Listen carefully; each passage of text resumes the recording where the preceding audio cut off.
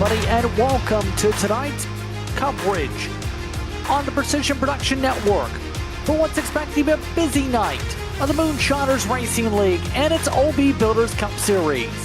Tonight we're at Las Vegas Motor Speedway at iRacing for the Off-Axis Paint 300 here at Vegas.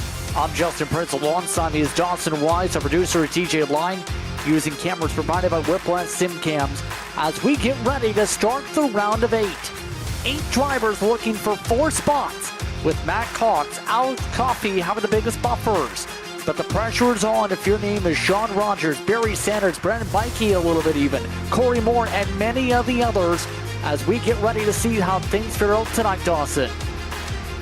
Oh, absolutely, and what better place to start than Sin City, Las Vegas, as we'll start to see the grid come up on your screen and scroll. But look, what a better place to start, and what a better place to go in the round of 8. The round of 8 is going to be chaotic. Vegas is wide open. Next week's Talladega, and the week after that is Martinsville. You don't get much of a break. In fact, tonight may be your break if you're one of the drivers that's in the playoff hunt tonight around that cut line. Tonight is going to be likely the tamest racing we will see in the round of 8. So for you guys around the cut line, obviously it is imperative to get a good start tonight, get some stage points, and boy, a few of them did. How about Bikey?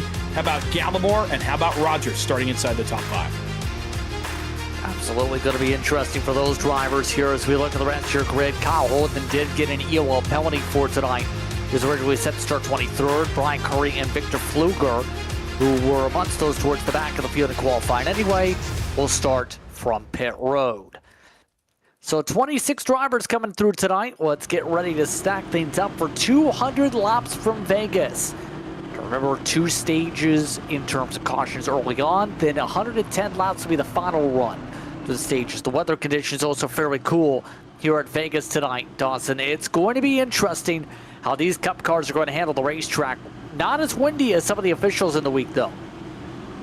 No, not at all. The wind was being a big factor in the official racing, but last night I got a chance to watch these cars without wind. You can run anywhere you want to on this racetrack and find speed. You can run the bottom, you can run the middle, you can even run up in the high rent district against the wall. Should be really interesting to see which one prevails tonight. Last night seemed to be the bottom. Stages are 45 and 90 tonight. We're ready to see how things fare out here on Precision Production Network. Happy to have you with us for tonight's coverage as we get ready for your SWM start zone. Your all-about sheet metal pole award winner Brandon Bikey leads us to green. We're underway from Vegas.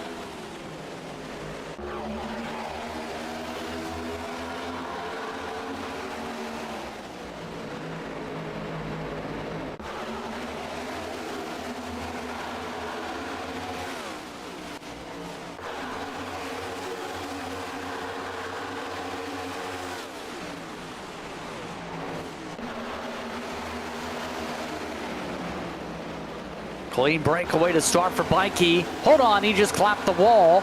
No damage though, and the 27 holds on with Tim Wortman Jr. to second. Timothy Harper of note already gaining 3 spots towards the rear of the field. But as you can tell, the bottom line, kind of that preferred groove to start things off a little bit, but we do expect, as you said, drivers to search around and find clean air as the run goes on tonight. Yeah, about 15 to 20 laps into the run is where the tires are going to be viable enough to start working your way up towards the wall, and that's about when, last night I got to see some drivers try even going all the way to the fence, and for a few it worked. It was not predominantly good all night, but it worked at times if you needed to make a couple of defensive moments. That was kind of the primary time I saw guys trying to do that, and also, again, getting out of that dirty air, which in the mid part of the field right now, you're on board with Nick King. There's not much clean air to go around back here around the 13th position where he runs right now. Look at these throttle blips in the middle of the corner as he tries to prevent what we call arrow push here on the exit of the corner. In turn 4, it's really bad. You're going to see a lot of guys have some interactions with that outside safer barrier. Meanwhile, up towards the front, couple of moves being made. Kevin Ruff was the first one to move up to the middle lane, and actually the first one to make a pass. Here at the front, he makes the pass on Wortman and goes to second. Sean Rogers also made a pass. +1 for him, +2 for Corey Moore right behind him in the 19. A little bit higher up for the 14, a little bit too low for the 83. Tim Wortman Jr. clipped the apron, ran on the paint. One of the main telltale signs of trouble. But to run too low in the corner, Tim Wortman Jr. just cost himself all the spots. Guess what, though? Corey Moore and Brandon Fetterplace, both in the top 6 now, too. Early on in this one, they pick up a couple spots here already. A +3 for the 19, +2 for Brandon Fetterplace's 34. Good start for guys that needed the good starts. And, you know, we talked about at the top of the show, the points. Guys up here right now are not in great point spots. Mikey, I think, is the best of all of them, obviously +18. We talked about Rogers, single digits. We talked about Corey Moore being below the cut line. Paul Gallimore below the cut line. Fetterplace below the cut line. Those are all guys that are now kind of flipping the script on a few of the guys that are above it. Barry Sanders as well, running in the 8th spot. All 4 below the cut line are inside the top 8 on the speedway right now. Guys ahead of the cut line not running as well, save, of course, for Bikey. He's about to get some challenge here, though, and I did forget to mention Alex Coffey. He's inside the top 5, but other than Coffey, the guys above the cut line, not as good of a start. Meanwhile, up front, Bikey's starting to get a little bit of heat. Kevin Ruff, very interesting. He's about a lane off the bottom, and he's seeing some success in that 14. Tim Wortman Jr., by the way, the reason you see him down there, he just got spun around during that point being made by Blaine Wilson. Basically, 83 got loose off the gas, then spun it all the way around, slid to the apron. Now is trying to ride down below the white line around the track. Wortman Jr. has lost a lap as things have come unraveled after a rough time in 3 and 4, about a lap and a half now. Gonna go back a little bit further here. You'll see in RS Battle Box's replay. That's the drive-through. He just had to serve. That's the slide he just had to take to be able to go in. He elected to take the unsafe pit entry, Dawson, to roll on through. Yeah, obviously that's a split-second decision for Wortman when he gets spun to come down pit road instead of going through the grass, which you would argue would cost you less time with the penalty, but obviously made the decision to go ahead and bring it down pit road and take the penalty. A stage coming up. Certainly not the end of the night for Wortman by any means. No damage aboard that 83, at least none that we can see. Looking now again back at Nick King. He's on the move so far in the 12, +1 for him on the night, +3 for Wyatt in front of him. Some guys behind him, though, are seriously on the move. Matt Cox +5 up to 13th. Remember, won 2 races rather in the round of 12.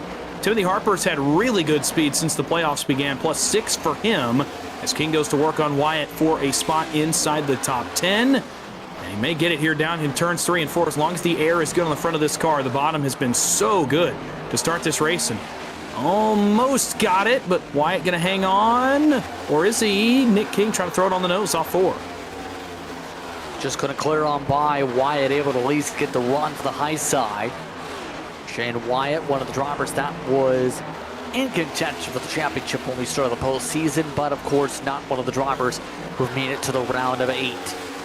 Decent speed all season for the dig car, but it's been the challenge of being able to make into the top 5, challenge the best of the best. Speaking of some of the best of the best, Matt Cox, he's right now in front of a slippery Johnny Shade. Shade nearly spun the car out and now has white front damage. He has been dealing with the damage for a little while, I think.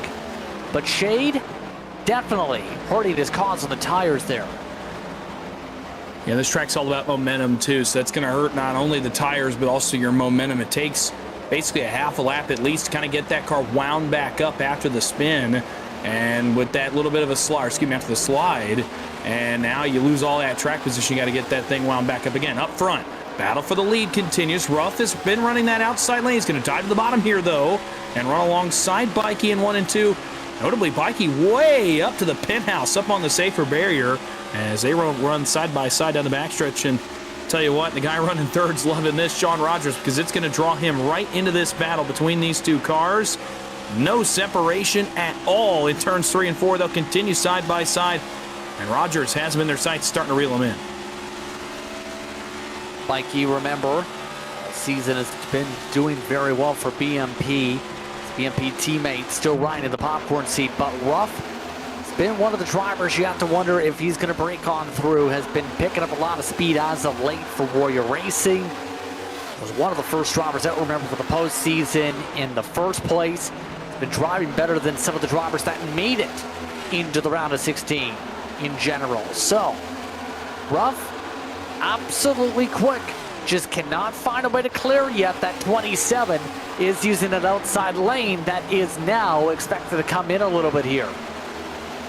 Well, he's starting to kind of run down a lane as well, trying to pinch down the 14 of Kevin Ruff. He doesn't want him to fully extend his exit off of turn 2. Also grab some of the side force on the side of the 14 machine. That's exactly what you see him doing here, but honestly, he's allowing Kevin Ruff to kind of run the line that he wants to, and that's that second lane off the bottom. Bikey's not really inhibiting that. Ruff is able to stay right where he was running before, and it's kept these guys side by side. Now, notably, Rogers, the guys behind him, have not really been able to close on this at all. So these two will continue to go at it. Man, that's close quarters off turn 2. Still close quarters, almost some contact between the two leaders. It's out back. Gallimore starts to get a little racy out of the 6th position. Starting 4 trying to go forward. Oh, man, a slide right there. Shades of William Byron for Brandon Bikey. A little bit of a slide back, and he's able to recover from the slide. And as a result, the BMP drivers are now 2 and 3.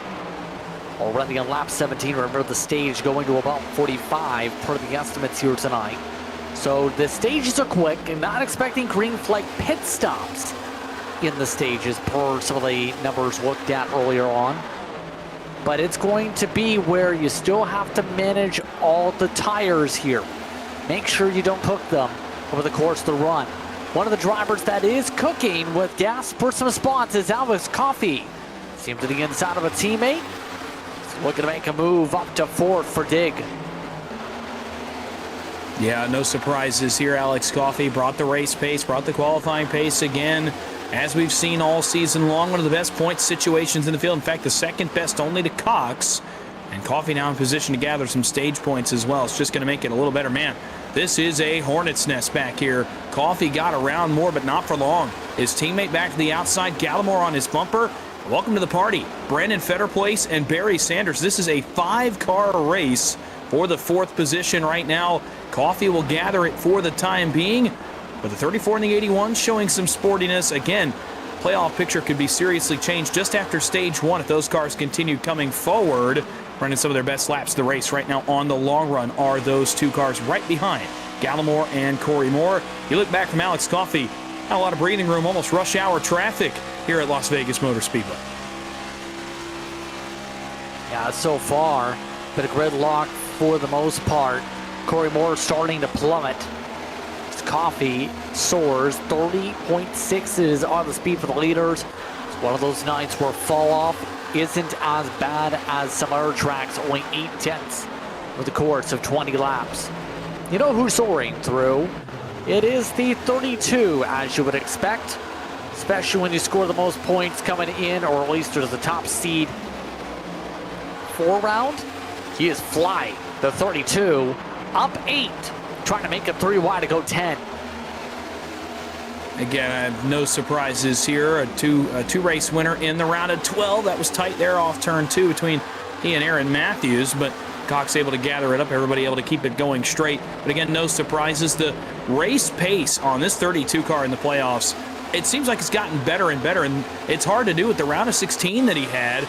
It's hard to think that he can make this car faster, and it feels like it's even faster tonight than it was even over the past 3 weeks. So Cox looking to do his job early and run the round of 8, not risk Talladega or Martinsville. Smart strategy, by the way, considering how chaotic those 2 races will be. Up to 8, still moving forward, exactly what the doctor ordered right now for Matt Cox in 32. So right now it's stage point time, just about in 20 or so laps for Matt Cox, as long as he keeps his progression forward here. See where things shape up. You also have Gallimore, who's in the stage points. Just about a majority of the postseason runners in the round of 8, are a part of your front runners here. It's going to break down on that right now. You have down the list Matt Cox up front, Coffey's up towards the front, Bikey's still riding second, Rogers riding third. The only drivers really not there in stage points is 0. In fact, Corey Moore just made it 1, dropping down to 11. Everybody else, 7 of the 8 right now, are in your top 10 for stage points. The 19 is the only one who has plummeted out of the stage points so far, out of the postseason runners. Yeah, tough spot to be in because he's below the cut line coming into tonight. For the guys above it, You know, obviously it's exactly where they wanted to be. It's all 4 in the stage points. For the guys below it, not exactly the benefit that I think you wanted, seeing the guys ahead of you. Man, more to the wall. Nick King almost around through the grass, goes to 12, and he's going to spin it. He's going to bounce right off that opening, or excuse me, the raised portion of the short oval, trying to hold it down. He'll lock it down on the apron to prevent more damage. So no harm, no foul there, but a wild ride for Nick King. No caution, we stay green. Nick King rejoins with some of the drivers towards the back that started from pit road. Brian Curry and Victor Fluger drive by. Oh, we got trouble. Curry just spun it around in live action for the caution. RS Butterbox's replay for King as he goes flying. Curry is the one who brings the yellow. This was not far ahead of where Nick King actually got back on the racetrack as Curry started towards the tail end of the field in 25th. We'll get a look at it here on the replay. These guys are running, I mean, a considerable distance back. Let's see what happens here. We saw Brandon Bikey slide a moment ago. I think you're going to see something similar. And there it is. It's the same single car slide. Man, he gets clobbered right there in the middle of the corner as well by Fluger. And oh, Nick King gets a piece of him too. Bad goes to worse for the 12 of Nick King as he gets a piece of this as well. Don't know how bad the damage will be on King, but it is bad enough for Curry to park it for the night. The field is trying to let the pace car by the way. That's why we have so many slow cars just about to fall off the banking. Pace car is speeding its way on through. Capital Rough leading, and now it gets a bit interesting with the tire set situation. Let's see what the choice is here with 5 tire sets available in the pits. And after that many laps, Mikey rolls the dice. Gallimore does too. Sanders does come down pit road. About half and half is the split. Yeah, I'm a little surprised that more guys did not come to opt for tires. We'll see, obviously, how that pays off for the guys that did come to pit road. I think it's going to be beneficial to tank tires here. Maybe these guys opt not to at the stage break, perhaps. Kind of flip the stage back on its head. See a penalty coming through for Nick King there under this caution. I'm a little bit surprised the tires were falling off quite a bit here early in the run. From the initial high 29s we were running at the beginning of the race, it had fallen off several tenths. So a little surprised more didn't opt for it, but again, maybe they see something that we don't up here. Hot track usually lends itself to some more shredded tires, so we'll see how it pays off for these guys up front. We'll take a quick break. More coverage coming up. You're watching the Precision Production Network.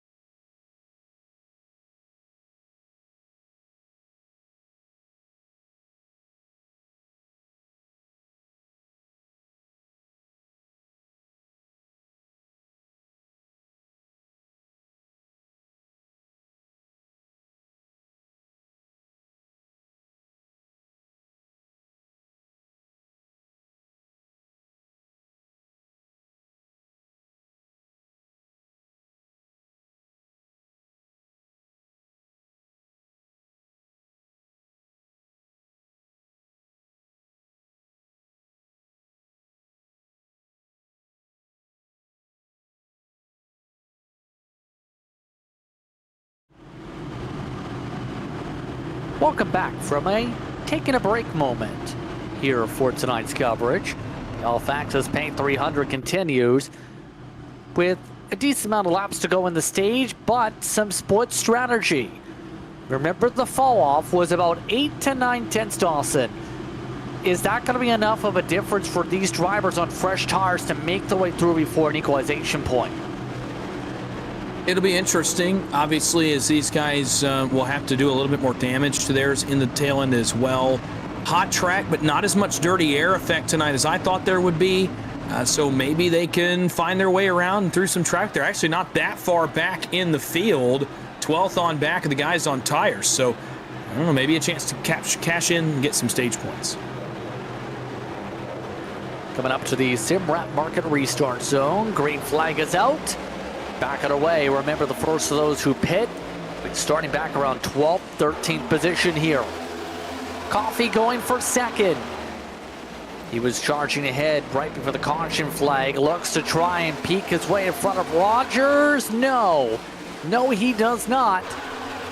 Oh, wow, it's a hornet's nest behind him where Bikey and company are. Bikey trying to find a way around Holden still, as it's still side by side for second. Yeah, side by side between these two, and something I've noticed is that second lane where Kevin Ruff was running earlier has really started to rubber in nicely as the race has gone, especially on some older tires. And you see Rogers is using it. Fetter Place is kind of up around that district as well, and it's paying off for the time being, but not for long. Coffee through to second. Battle now is Cox, and it will be Rogers eventually. Right now it's kind of staggered. It was Cox and Rogers. Now it's Cox and Fetter Place. We'll go at it for the fourth spot. Matt Cox plus 14, the driver of the 32, as he continues his march through the field. By the way, the tires are all the way up to the 7th position. Brandon Bikey is absolutely flying after the restart, plus 5, looking to get some more, but how much damage is he doing to those Goodyear Eagles? Great question right now. Last time through 3 and 4 ran the top. Better Place up the wall. Better Place went well up the track. No damage though to the 34 somehow. Better Place lose a couple spots from that slam to the fence. And now here comes Paul Gallimore also charging with Bikey. Everybody else has gone nowhere on the fresh tires yet. Only the two, the 27 and the 11, have cut their way through Shane Wyatt near contact. I think that tells you the speed that the guys have on the short run. We saw the qualifying speed for Paul Gallimore. We saw the qualifying speed for Bikey, obviously winning the pole award. So, you know, those two guys have good short run cars and can knife their way through some traffic. The other guys just maybe not seeing the payoff in terms of the short run speed. And a few guys that stayed out are going the wrong way. Brandon Fetter Place back to the 9th spot, being challenged for that spot by Shane Wyatt right now. And they've got a horde of cars behind them that are on tires. So Fetter Place going the wrong way. Bikey Gallimore going the right way. The gamble is definitely paying off. Bikey's all the way back up to 3rd. Gallimore about to be back to his starting spot of 4th when he completes this pass on Matt Cox in turn 3. But more moves being made still by the drivers on the freshies. Matt Cox in the BMP entry lane. The teammates go. So the speed difference is coming into play. Coming up to 11 laps to go next time by the stripe in the stage. See where things shuffle with Bikey and Gallimore. Oh, wow. Wyatt is starting to keep up a little bit with those on the strategy. A couple positions behind, but his tires are now activating now that they've got a few laps of heat in them. Yeah, really nice drive here for Wyatt in the mid portions of the run, up to 6th for him, plus 7 for his starting spot as well. Behind him, another driver on the way forward, Corey Moore in the 19, one that we talked about earlier, backsliding out of the stage points. You're looking back at him right now. He's muscled his way back to the 7th position with just 10 laps to go in stage 1 and chasing now his teammate, Shane Wyatt, for 6th. So Corey Moore trying to recover his first stage and get some points out of it, perhaps cash in a little bit on his own playoff hopes as we head forward into stage 2. He's one of the ones that's way up on the fence. There's not a lot of guys running it, but there's a few. Meanwhile, the tires coming all the way to the lead. Brandon Bikey retakes the lead. Gallimore is going to follow him. I'll tell you what, the 11, I don't know what adjustments he made right there, but this is the most speed we've seen out of him in the first 36 laps. Yeah, he's been able to find something when it comes to these tires here. Has been hounding the 27 a little bit off this run. He's going for second. But the more they run side by side for second, the more this will allow Bikey to run away with 9 to go in the stage. Also, should be a surprise the 19 did take the tire strategy. He needed some spots. He's found some.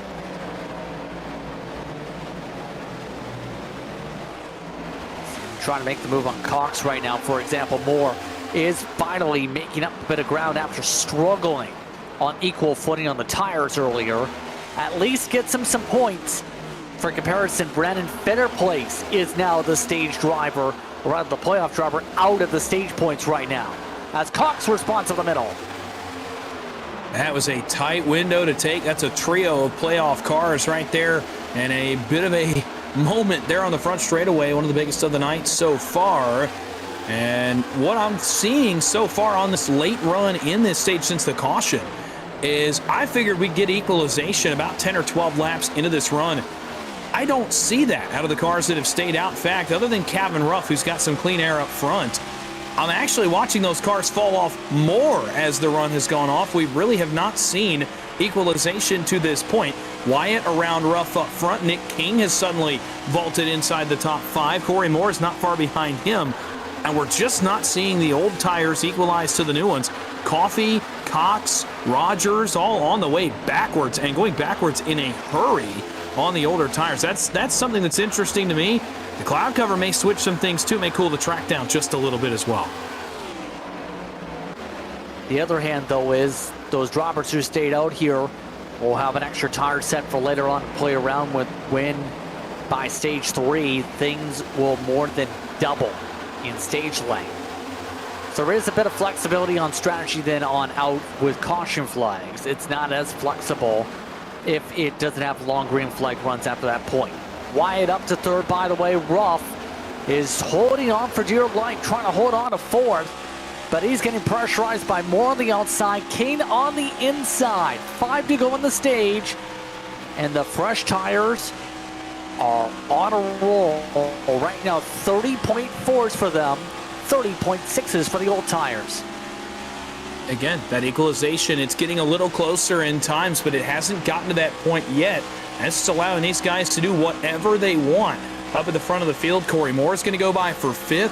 He might get 4th here off Nick King with just 4 to go in the stage. Talk about pushing all the right buttons the last few weeks for Corey Moore in the 19. Got himself in the round of 8 with a really good stage 1 and 2 last week. And now this week is on pace to run position number 4, if not better. He's got his teammate right in front of him, Shane Wyatt. There's some speed underneath this 19 for Dig Esports, where he could have another good first stage this week and really put some pressure on the guys around the cut line.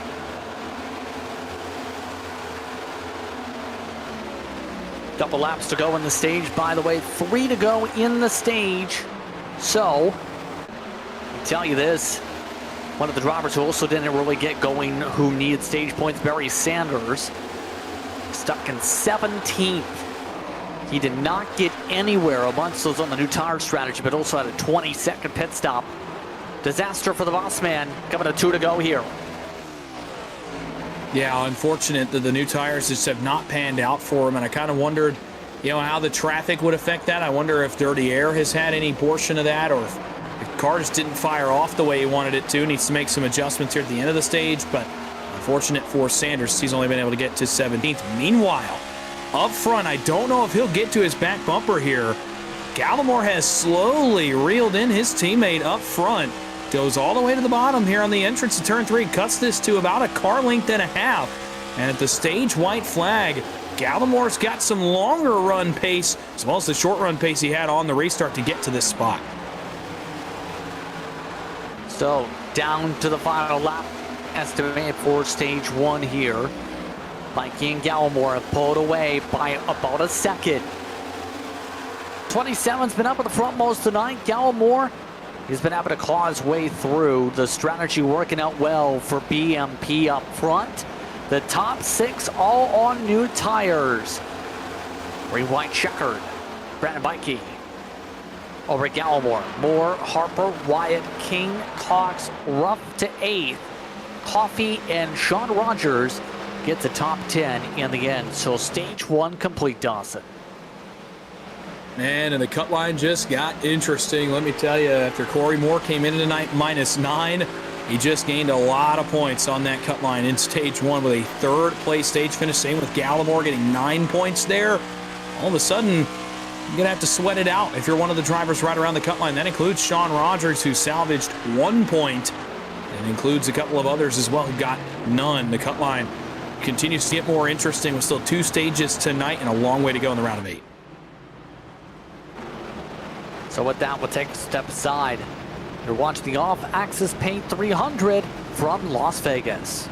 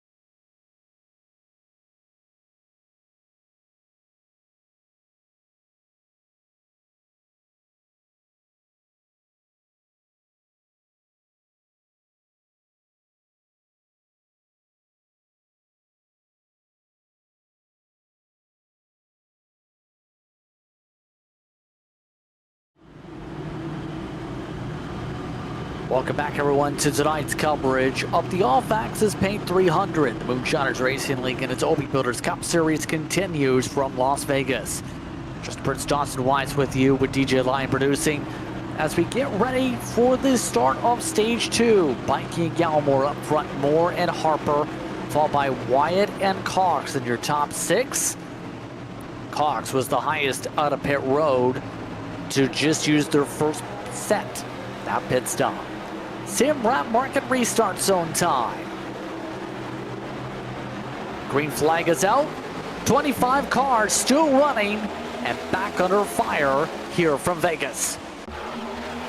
Really curious to see now how the pace equals out. Everybody back on a similar strategy now. I'm going to be really curious to see how the guys now will respond that did not take new tires towards the end of Stage 1, of course, starting with Matt Cox. Top 5 still on the tires from the end of the stage. For second, Corey Moore jumps to the inside of Gallimore. They'll run side by side. Gallimore will run that second lane, hold off the charge for now, but also gets the wall.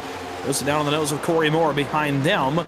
Timothy Harper plus 16 for the driver of the 42 up to 4th spot, right in front of Wyatt and Ruff and Cox. And no surprises to me, Kevin Ruff is on the move. The 14 has seriously good short run pace. He went up above Shane Wyatt. He'll go underneath Timothy Harper. And all of a sudden, Rupp is back in the party in 3. Nicely done by the 14 as everyone else tries to shuffle in line. Some drivers trying to go to the bottom. Gallimore blocking. Corey Moore forced up to the high side. We've seen the outside do well tonight. 4 passes. Ruff sets the fastest lap. Moore makes the pass to second. That 19 machine with a rocket of a move as Ruff dives its way for 3rd. Man, Kevin Ruff has a really good car tonight at Las Vegas. He can put it wherever he wants to, and it works. He can go bottom, he can go middle, he can go top. Whatever he wants to do, he can. He'll challenge Moore here down into turn 1. As the run goes on, I think the 19 gets a little bit better. I think the 27 kind of falls off similarly to Kevin Ruff. I think Gallimore and Moore are the best 2 long-run cars that we saw there in Stage 1. Corey Moore is going to hold off Kevin Ruff. Not only that, he says, I'll go one better. I'm going to go right around Brandon Bikey as well. New leader at Las Vegas, but for how long? Kevin Ruff looking to the outside. Moore will throw the block. That was tight quarters off turn 4. As Moore tries to hold on the lead, they'll battle for it down towards turn 1. Now the question will be, how does Ruff handle it on playoff dropper? He's been fighting pretty hard throughout the season, especially during this playoff for the race lead.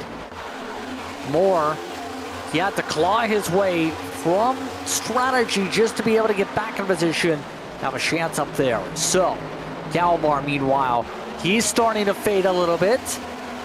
Not the best to start, says. Here comes Ruff making a start to the inside. He dives his way to the numbers. Man, this 14 car is unbelievably good. He goes right on by Corey Moore and retakes the lead. Remember, he led for a lot of Stage 1 after he took it away early in the race and now starts to try to set sail here in Stage 2. And he's hoping, obviously, not to get on the wrong end of strategy this time. Corey Moore settles into second behind them. It is a mess from 3rd on back. Brandon Bikey is trying to hold off a lot of cars as he's going the wrong way. The 27 going to be caught 3, almost 4 wide on the front stretch is a pair of rows of 3 wide racing around Gallimore, Bikey, Matt Cox is there, Rogers. That's a lot of playoff cars. A testy moment there in 1 and 2, but everybody gets away. The man on the move now is Matt Cox, looking for 3rd on Harper. Bikey slides all the way to 5th in a battle with Gallimore now, and he is going backwards. Those 2 BMP cars are in a bit of a panic here in early Stage 2. Yeah, just getting absolutely swarmed here. What can you do to stop the panic? Because it would be one thing if all the cars are struggling back there. Matt Cox is the one that's soaring for BMP and is just driven up to 3rd. So where's that balance? Where's that mindset like? Especially with all this pressure, like Nick King zooming his way around the outside of them coming from. You just got to stay locked in. You got to stay as calm and collected as possible when you're in a battle like this, because you start to get a little bit flustered, you start to get frustrated. That's when the mistake happens, and all of a sudden it goes from bad to worse. This is not ideal, certainly, for Gallimore and for Bikey to be swarmed like this, but We saw how good the long run speed was for Gallimore a little bit ago. Brandon Bikey's got a really good car. They just have to stay calm and collected. Again, that's where the big mistake can happen, and a big mistake tonight with what we have looming the next 2 weeks could be the difference between racing in Phoenix and not racing in Phoenix in terms of the championship picture. So those two try to stay locked in, but man, it is about as far from ideal as you could ask for right now. Bikey backslides to 9th, Gallimore to 8th as they run side by side, and they just get blown by here in early stage 2. A strange change in the dynamic of this race. Indeed, it's part of the ebbs and flows when it comes to Vegas, to say the very least, on speed. Timothy Harper has the 12 of King slip on by. So Warrior Racing now 1-4 towards the front of the field, with still coming up to 30 to go in stage 2. The thing is, 30.2s for the drivers for the Warrior cars, 30.3s and 4s for everywhere else. Remember, Nick King was struggling himself a little bit in stage 1. Looks like he's been able to find the adjustment needed here to at least find a little bit of speed to keep up with this racetrack. And look, sometimes that's what happens. Sometimes you hit the home run on the setup when you get off of the truck and get on the racetrack. Sometimes you just hit a home run, and it seems like Warrior has done that. And sometimes you have to hit the home run in the pits. You have to make an adjustment or have the racetrack come to you a little bit. I think that's what Nick King has seen tonight. So that whole team seems to have hit the right number on their setups and brought good cars to the racetrack. As we look back here, Kyle Holden's on the charge. He started back in 23rd, had the EOL penalties all the way up to 10th.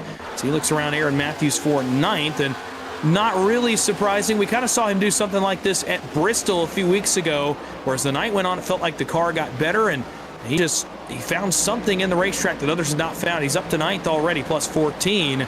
Starting to work on Sean Rogers for 8th. A very similar story for Kyle Holden trying to spoil the playoff party. Know how fast that 88 has been all season. Running the Breast Cancer Awareness Month paint scheme for his sake here tonight. Purple and pink.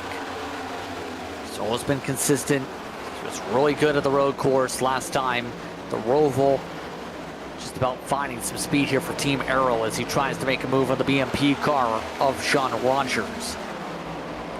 Still though, this field's starting to calm down a little bit, so to speak.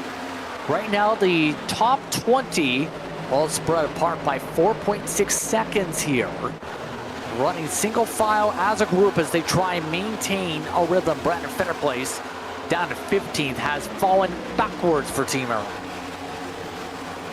And again, this is just the feeling out process. Adjustments going the right or wrong way. We've seen some guys go the right way, others just not quite have it. Fennerplace ran well early. It seems like something he's done to the car, or something that happened on pit road could have sent this car the wrong way here in stage 2. But a long race to go, still 135 to go, plenty of opportunities. Meanwhile, speaking of opportunity, up front, battle for second. Matt Cox alongside Corey Moore. This is for position number 2. And Matt Cox trying to go to plus 16 on the night from his starting spot back in the 18th position. Trying to get up to second, but Moore denies him for now. They'll race side by side for the time being down the back straightaway. Matt Cox again won 2 races in the round of 12. Came into tonight plus 47, the best man in the field in terms of points. He's looking to go ahead and get it knocked out tonight, so he doesn't have to worry about trips to Talladega and Martinsville the next 2 weeks at 32. Picking up some speed as the run continues. So everyone just trying to pace themselves here. Fall off now once again back to the 0.8 of a second mark. That was around the time where we see the last caution flag from the back group. But all this is while Matt Cox, he's going to be difficult to stop here once again. This 32 is on a charge. Yet to get a lead lap, surprisingly yet here, Dawson. But we know he's going to be very difficult to be able to hold back here if he can keep up knocking down speed. He just gained nearly a 10th on the leader and separated more than a 10th from everybody else. Yeah, he's got tough competition up front, though. Kevin Ruff's been running some good laps here on the longer run, which we did not really see him do in stage 1. This car is better now mid-run than it was on the last run, but not for long. He slides there in turn 3 and 4 and loses 2 tenths, 2.5, almost 3 full tenths to Matt Cox behind him. He'll have to regroup. Ruff has been very good tonight, though, so not not easy, not a walk in the park for Matt Cox in the second spot to get by Kevin Ruff, especially with where he's been running. That unique middle lane has worked so well for him in this race. So see how Cox goes about it. Nick King kind of starting to get on the move, trying to get after Corey Moore. Timothy Harper is not far behind either of those cars. And as I look back towards the back half of the top 10, Brandon Bikey has recovered to position number 7. So managing what the damage was that was done to him. Gallimore has still continued to slide down to the 11th spot. One of the cars on the move along with Bikey as he recovers on those newer tires now. Barry Sanders has gone from 17th to 12th on this run. So Sanders starting to challenge for some stage points as well in the 81. No, not bad at all for Sanders on his charge back. But up front, that gap is down under 2/10. Ruff scrapes the wall. Coming up now, 20 to go in the stage next time by. Cox has lots of time to work for this. Selecting to try and build up the run from the high side. Ruff to cover off on the slide. Will Cox poke it through this time or wait for another corner? Looks like he's going to wait one more corner at least. But that 32's got good center off speed. And he just about carried it into the fender. Got Ruff loose with the fender. Took the air off the spoiler and made the pass.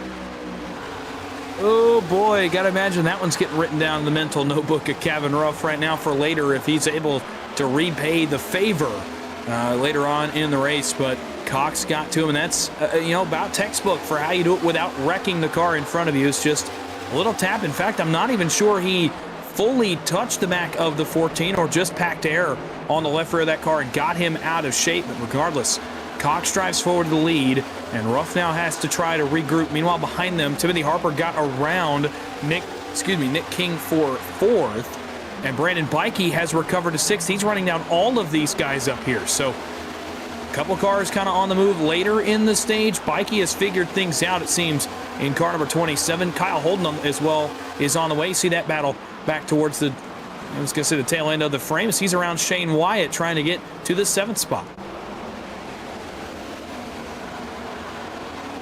See Wyatt at least try to run the high side here yet again. Seeing some good power off corner exit there on the front straightaway all race so far from there. But yet again, inside line, doing well. By the way, part of the reason we're hearing Tim Wortman Jr. has been having a no good, very bad day so far. 12 seconds off the pace. Have you as a driver ever accidentally ran your qualifying setup in the race? Tim Wortman Jr. on the radio just asked the field, have you ever ran your qualifying set by accident? He was also apparently asking that over the radio a little while ago. That's why we've seen the 83 dip back as you see it pass 3 wide. A disaster if you're Tim Wortman Jr., by the way, Dawson. Oh man, yes. I think a lot of us that have run, kind of open setup races can relate that we've run the qualifying setup on the race car before when the race comes around. So I feel like it's a common experience. I've definitely been there. It's a tough spot, especially I think when you have that moment of realization and you're on the racetrack and all of a sudden you're running your qualifying setup and you wonder why it drives completely different. I think you had that moment of realization, and unfortunate for Tim Wortman, obviously, not to make light of the situation, but an unfortunate moment, but I think one that a lot of drivers can relate to. Meanwhile, a lot of guys moving up to the top. Corey Moore's gone up there. Timothy Harper's gone up there. Alex Coffey's gone up there. As the race goes, more and more guys willing to try the Kyle Larson territory, the Tyler Reddick territory up there on that bright yellow safer barrier. Look at how high Coffey's getting up. Laying off the fence there. He was about a lane and a half on it a lap ago. Guys starting to run up in the high rent district, and Shane Wyatt just ran too close to it as he gets the safer barrier off turn 2. Let's set some Coffey for a small peek. Didn't get the send down to be able to get alongside though. Oh, he have trouble up turn 4. Shane Wyatt, Paul Gallimore around. Sean Rogers also in it. Caution flag is out. They were 3 wide tight coming off the corner. And it's the 23 and the 11 who absolutely get the worst of it. Yeah, and I feel like it's been a couple weeks since we've really had this kind of carnage in terms of playoff implications. Here's the 3 wide. It's Gallimore, Rogers, and Wyatt. And they all just kind of run each other up, and it runs Rogers up enough that he gets into Wyatt. Wyatt comes down to like Gallimore, and it's on from there. Really lucky, by the way, here that neither of these cars, I don't think either of them got hit by the cars coming along at full speed, and that would be really lucky. Let's take another look. Saw Wyatt get away, not unscathed, but at least did not get hit by a car from out back. You see the contact there. Rogers into Wyatt, into Gallimore. And Gallimore, does he get away? Holy cow, you want to talk about close calls? How about that close call for Barry Sanders in the 81 as he somehow missed this? This incident does collect 2 playoff drivers regardless, though. See this from Barry Sanders. See him was already in the popcorn seat of the battle. You see already the BMP machines really on top of each other trying to send to the inside of Wyatt. But out of turn 4. Better keep your eyes peeled, pick a line and go.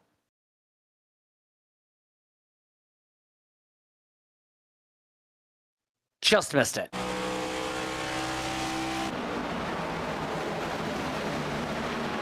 That sees Barry Sanders in 10th. Atomic caution flag. As now we have some people pitting here. Coffey, Rogers, Matthews, and Yun are the drivers who just peeled on down. Most of the field electing to hold on here since it's going to be a 10-lap dash before they burn a set. And mind you, of those, Rogers and Coffey were amongst the drivers that have already burned a set. Paul Gallimore also coming down, picking up speeding as he'll rush into the pit stall. A little bit interesting here. I wonder, there's a couple things I think that go into the decision of more guys to stay out. Obviously, the lap count being a little bit less to get to the stage break, I think contributes to it. But I also think, I wonder how many guys saw what happened to Paul Gallimore and Brandon Bikey right there early in stage 2 that had the newer tires at the end of stage 1 and said, man, I don't want to test that here when we get into stage 3, especially with it being the longest stage of the night by over double what we're running here in the first 2. You wonder if they saw that and said, I don't want to give up that much track position in a stage where we're not guaranteed a caution flag. I don't want to have to put myself in that much of a hole. I wonder if that went into it as well. But surely a lot of guys deciding this time they would rather stay out and play it safe and pit at the stage. We should see them line up to double up pretty soon here once they come to the stripe. Of that, up front, it is Cox and Ruff, Moore and Harper, Kane and Bikey, Holden and Sanders now in the top 10. Fetter plays to 9th. Wilson rounds out the top 10 as we go. And we will double up this time. Paul Gallimore did hold on and stay on the lead lap with the result of his damage repair, but he's still got left front destruction. So we'll see how chaotic things get here. A 10-lap dash to determine this stage, Dawson. Drivers on fresh tires will have to try and do something from 17th. Yeah, a little bit tougher position to be in this time. Obviously, not as much to lose for Alex Coffey, plus 37 coming in, but for Rogers, you got to imagine he's going to be burning up what he can of these tires because he's got to get back in the top 10. Obviously, a lot of guys going to get points here as well that he does not want to see get stage points right now. So he's going to be in the most onus, I think, to do something here. Coffey, again, can afford it just a little bit. But there are a lot of guys in this top 10 that can really afford the points. Corey Moore on pace for another really good stage. We've mentioned Matt Cox's situation. Bikey as well. Sanders, I think, needs them the most of the guys up here. Same with Brandon Fetterplace. A pair of cars I think that could really benefit from a couple more spots. So it's time for the restart. Coming to the Simrap Market restart zone. 10 laps to decide the stage. Matt Cox has led the last 10 laps and he's spun the tires. Cabin Ruff doesn't get a good launch either as we're backing away. That can be the punishment, unfortunately, here at Vegas when the tires get a little bit hot. You can spin them. And Timothy Harper, boy, he took advantage, gets all the way to second. Does that 42 machine. Rupp and King will battle for the third spot. Big loser out of that.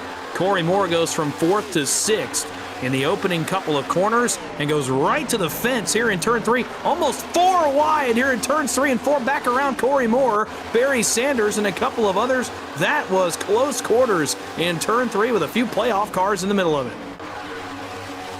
Yeah, sorry, you could say a little bit there more.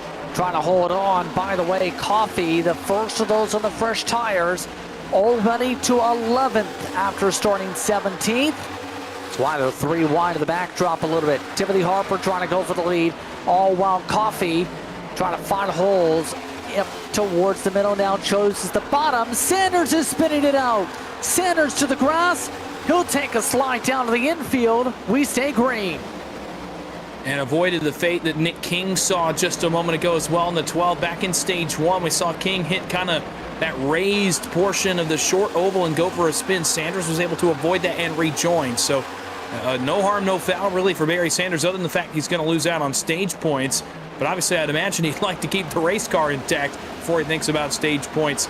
Up front, Timothy Harper continues to hound Matt Cox. He's not gotten close enough yet to make a big-time move for the lead, but he's definitely making his presence felt. Kevin Ruff has gotten by Nick King for the 3rd spot. Meanwhile, out back of them, Brandon Bikey's return to the front of the field continues. He's up to, as of now, the 5th spot, but he's battling for that spot with Kyle Holden in the 88 for now.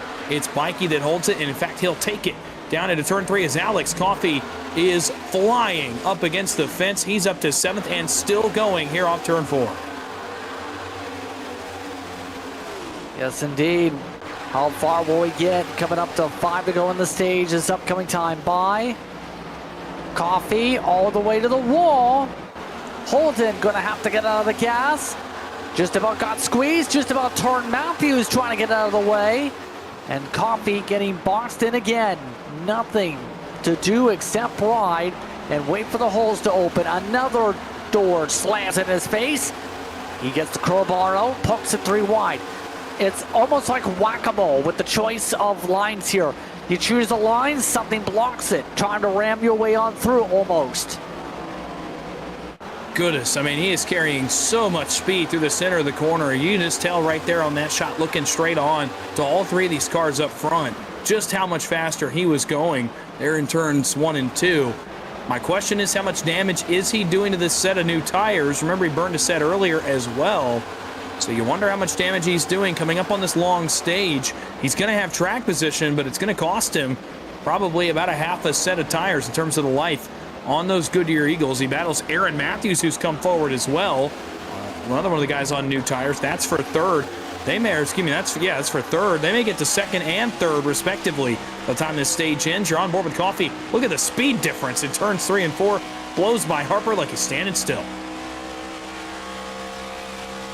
Continuing cut, slice, dice, everything to be able to make these passes here. But he's only got less than 2 laps to do something to catch up to the leader, to take a stage win. Add a little bit more points tallies his way with a playoff point. All this as well. It's also much as up the strategy here in Matthews and Sean Rogers, 3rd and 4th on the racetrack. Warren Young, who is also on the strategy, stayed at 15. 2 to go in the stage. Pit road closing. Coffee looking to open things up. Well, we got our answer about the new tires. We wondered how much it would benefit guys in 10 laps. Well, it's benefited Alex Coffey with the race lead here off turn 2 and a valuable playoff point potentially on the line for the 54 if he's able to complete this stage. Aaron Matthews is on the move as well in the 5. And by the way, I mentioned Sean Rogers. He's right behind this battle in the 4th spot. With a lap to go in the stage, Rogers is going to respond. The guys that got points in stage 1 say, I can do that a little bit better. I can get points at the end of stage 2. Matthews looking to take some points away. Will, in the Team Aero machine, bring Rogers with them. As all Cox can do is watch. He'll get some decent points here, but it's Alex Coffey coming through 3 and 4. He'll take the green-white checker flag here. Alex Coffey gets the 2nd stage, the 54 flying to end stage 2. Matthews, Rogers, Cox, and Harper the top 5. Kevin Ruff holds on to 6. Holden, Bikey, Fetterplace, and Nick King gets the 10th position. And I'll tell you this much before we step away here for a second. I thought tires would matter tonight. I wasn't sure they would matter quite this much. It has been drastic, the difference between new and old tires. And with guys that still have an extra set, or maybe an extra 2 sets at this point, Could be really interesting later when they've got one to throw on the car on a late race restart. Let's take a break. More coverage coming up here. Watching the off-axis Paint 300 here from Vegas.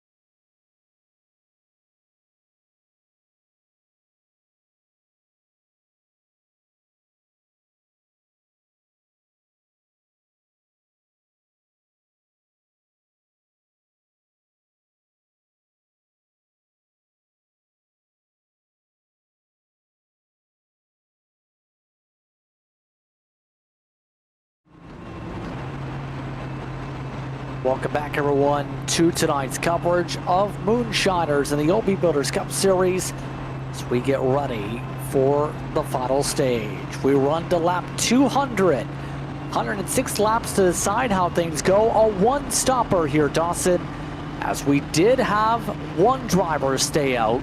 Shane Wyatt is on the track still. Everybody else put on new sets of tires. It'll be interesting to see also when this pit stop happens. If some guys decide to short pit, perhaps when the window opens, who runs long and tries to use as much as they can that last set of tires. With how the strategy's been under yellow, I can only imagine how wide the difference is going to be under green here in stage 3. Simrat market restart zone time with the SWM car looking to hold on. Green flag is out, back on her way. Coffee trying to work with a teammate on the inside. No teamwork per se from the outside line as Matthews tries to fan up high. So we'll see where things go quickly. Coffee trying to make immediate work for the lead, but it's taking time here to build up the speed as you would expect.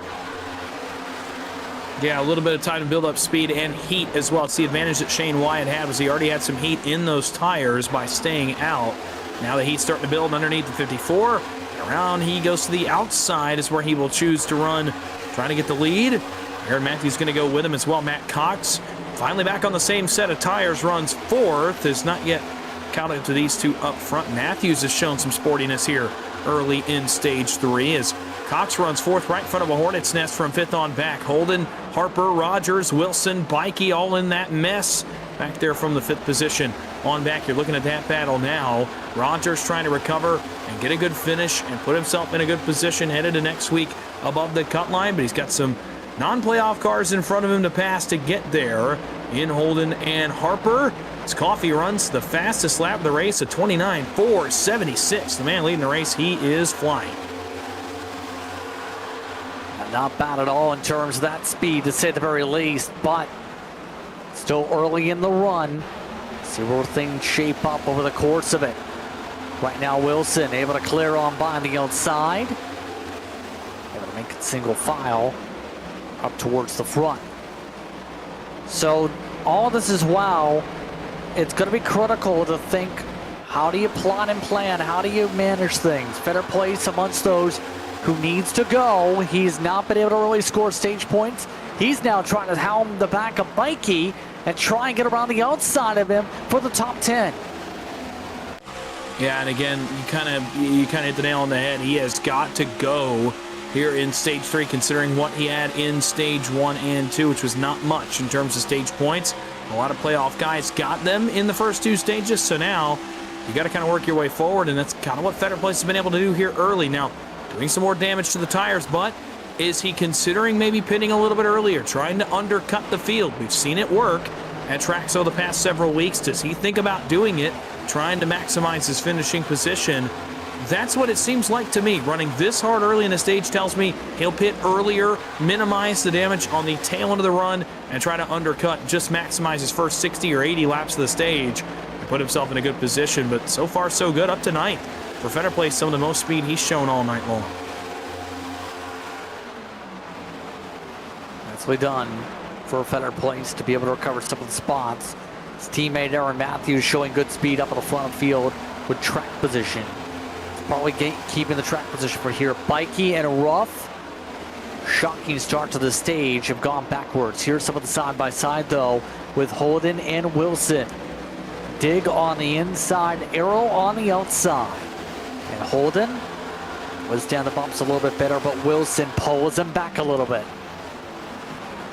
And meanwhile, we're going to go at it up front between the same 2 teams. Arrow's Aaron Matthews looking to the outside of the race leader, Alex Coffey.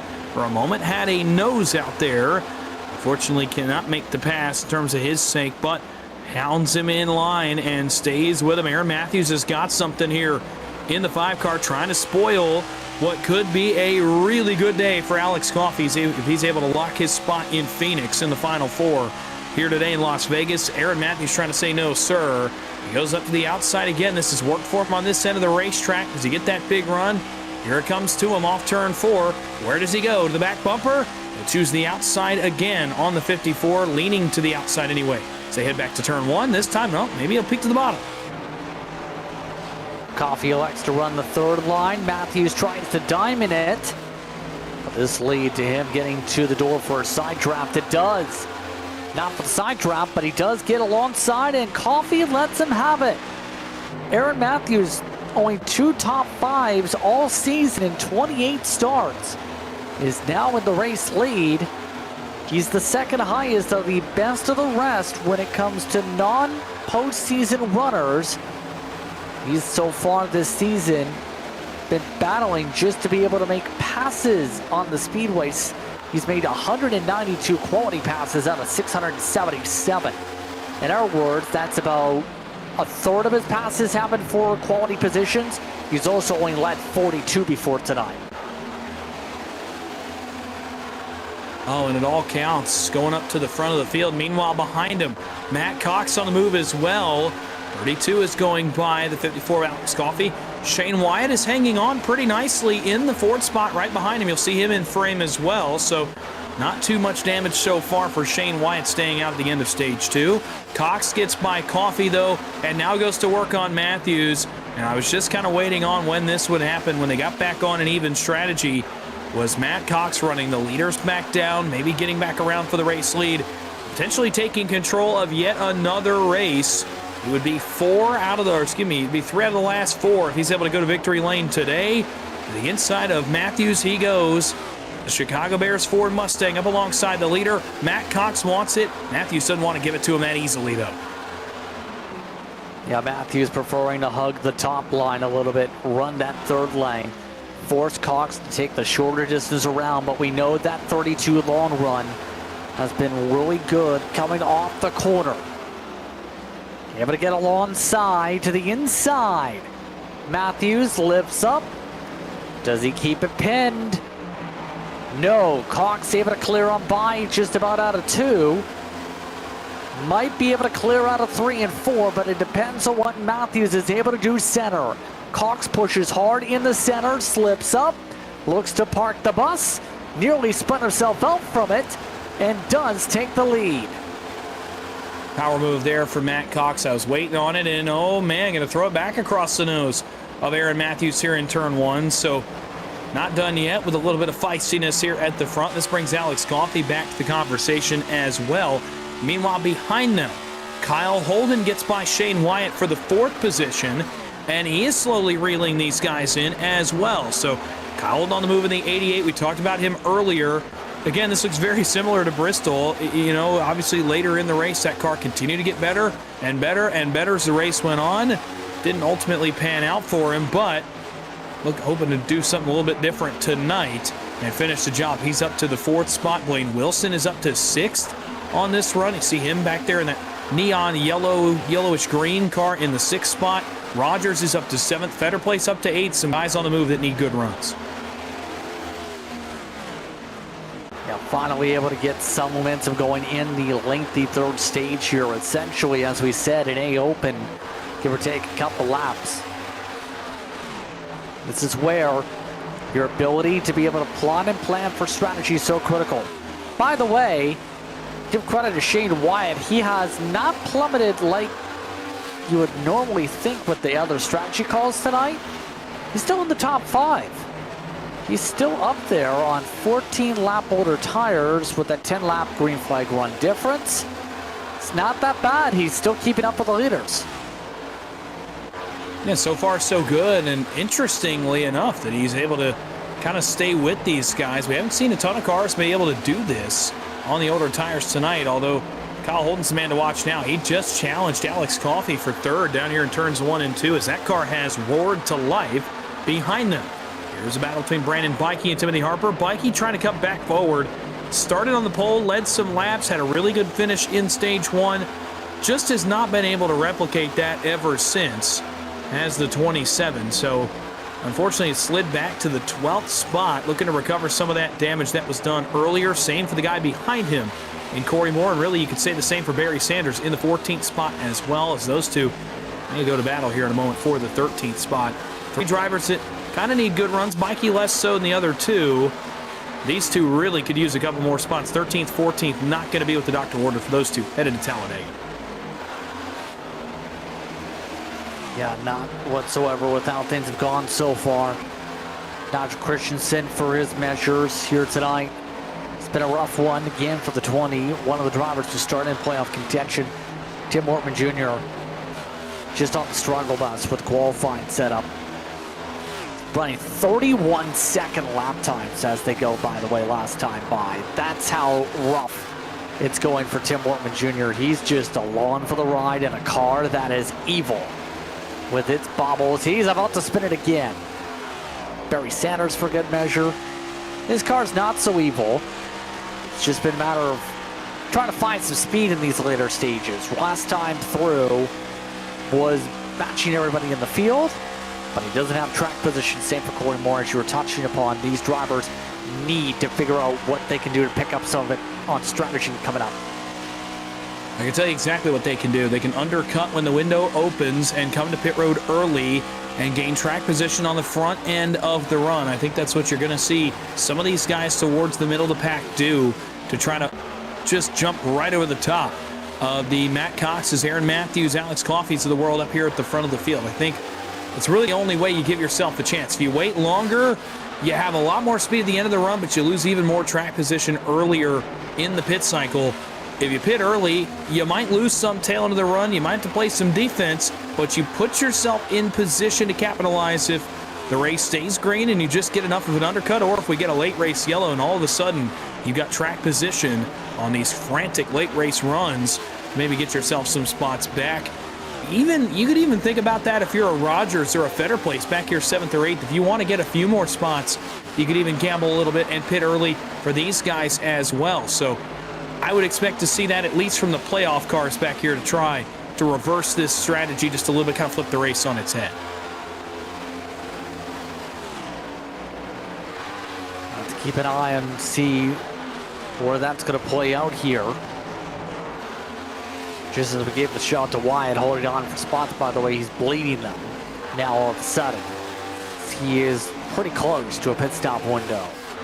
That's the tough thing about his situation. He might be outside the window on a one stopper just about. It's going to be tight for that machine. Let's see. Battle for second is on as well, by the way. Aaron Matthews has now fallen into the clutches of Alex Coffey. Coffey up to P2 again. Decent speed tonight, and Matthews will get passed by teammate Kyle Holden yet again, picking up spots. The 88 all season when he's ran has been pretty solid. This season, only 16 starts, but 4 top 5s on the campaign. The question's going to be for Holden. Can he get himself in the same range like he's done on the short tracks? 2 seconds at Bristol and Richmond for the past 2 months. He obviously has a lot of speed. Again, with a pit cycle still to come, I think you could argue that with the way this car is running in the long run, I think he might think about coming to pit road a little bit earlier as well and try to maximize the short run and give himself an opportunity when tires equal out to maybe run away from these guys just a little bit. Matt Cox has opened up nearly a 1-second lead as Holden puts the pressure now on Alex Coffey. Quietly behind Kyle Holden, Blaine Wilson has driven into this battle as well in the 18. Again, his playoff run came to an end, but not letting it shroud his run here at Las Vegas as he's up to the 5th spot and running down Matthews, Holden, and Coffey ahead of him. As Blaine Wilson tries to carry the banner as well with a couple of his teammates inside the top 10 right now. Yeah, not a bad run for the 18 to say the least. Showcased the speed in the dig entry. He's been able to do this at times this season too. I know we've said that phrase kind of a couple times here, but 11 times he's been in the top 5, 17 top 10s. Very consistent driver.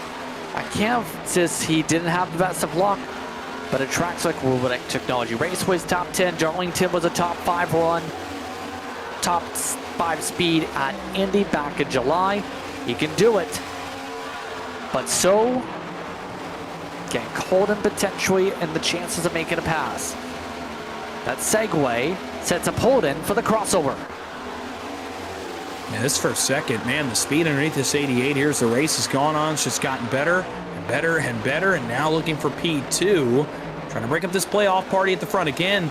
With a pit stop still to come, he can seriously rain on the parade of Cox and Coffey, who want to lock in tonight. They're going to be good on points anyway, but still not completely safe with Talladega and Martinsville still to come. And Kyle Holden could seriously make this interesting for those guys the next 2 weeks and say, hey, I'm not going to make it that easy on you to get into the championship 4 in 3 weeks' time. I want to race for this too. I want to get a victory too. Aaron Matthews still up here as Holden completes the pass, drives right on by Coffey, and now sets his sights on the leader. How about this? For Kyle Holden, he's got 77 laps to run down Matt Cox in a pit stop, separating him from that.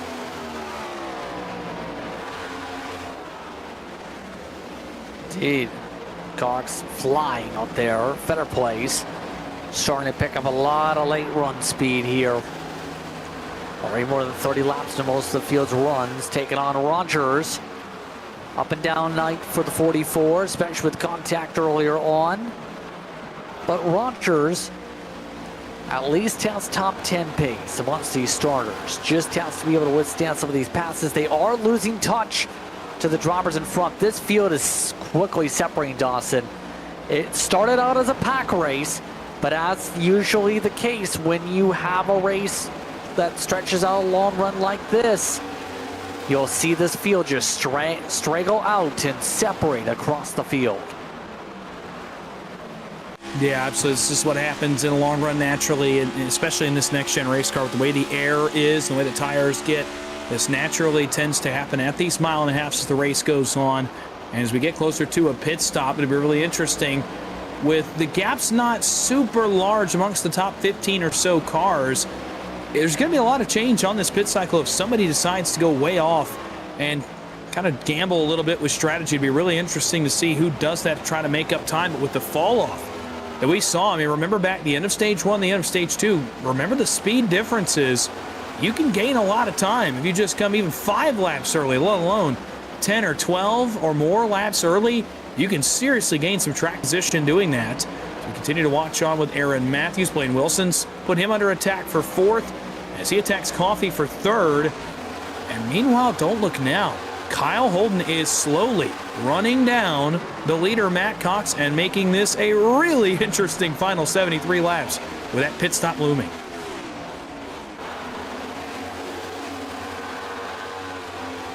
It's going to be an interesting one from here on out, to say the very least, for these drivers. It's just going to be stretch, stretch, make it stretch. 72 to go at the stripe.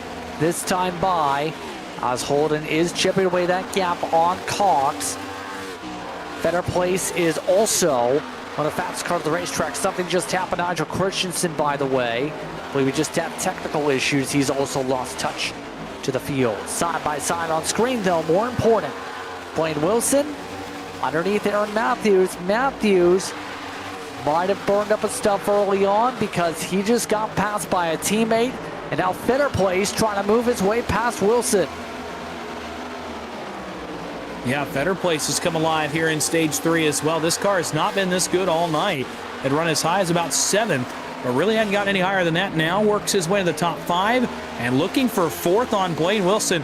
There are a couple drivers tonight that could seriously make the playoff picture interesting if this thing continues the way it's going, and Better Place is chief among them. We've already seen guys like Corey Moore get serious stage points tonight that kind of tighten up that gap a little bit. But with Better Place working forward, a couple of others working forward behind him as well, this could be a really interesting trip to Talladega, which, by the way, is the peak of chaos next week if this continues. Better Place underneath Wilson, trying to get 4th. Not seeing as much success this time by as he was earlier, but man, this car is on rails. All of a sudden, an adjustment he made or something has come to life under the hood of that Team Aero entry.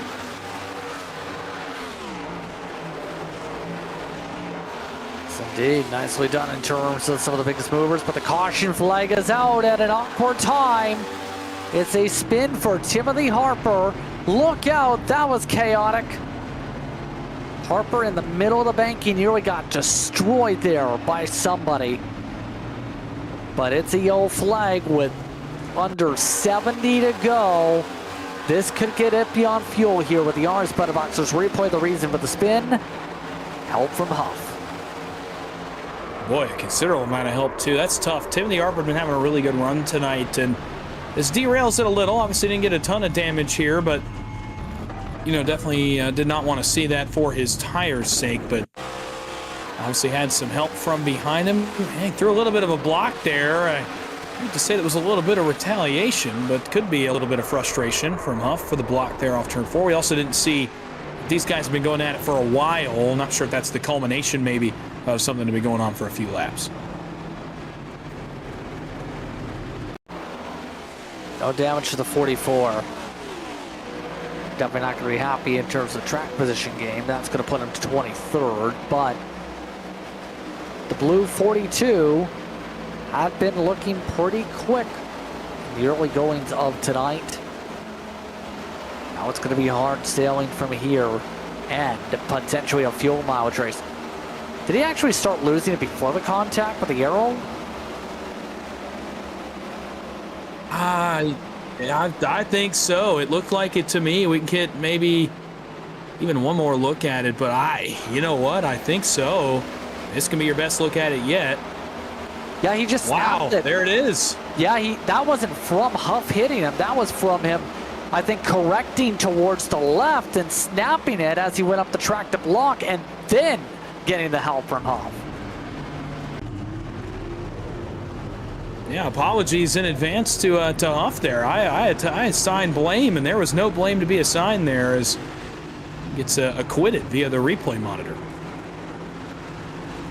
By the way, race off pit road, all 4 tires for the majority of the field. Can they make it on fuel? Oh, it's close. This is about when I thought the window was going to open, so it is certainly very close to get to the end on fuel. And what better way to start the round of 8 than with a fuel strategy race? For the guys up front, playoffs to be decided potentially with a fuel race here in Las Vegas.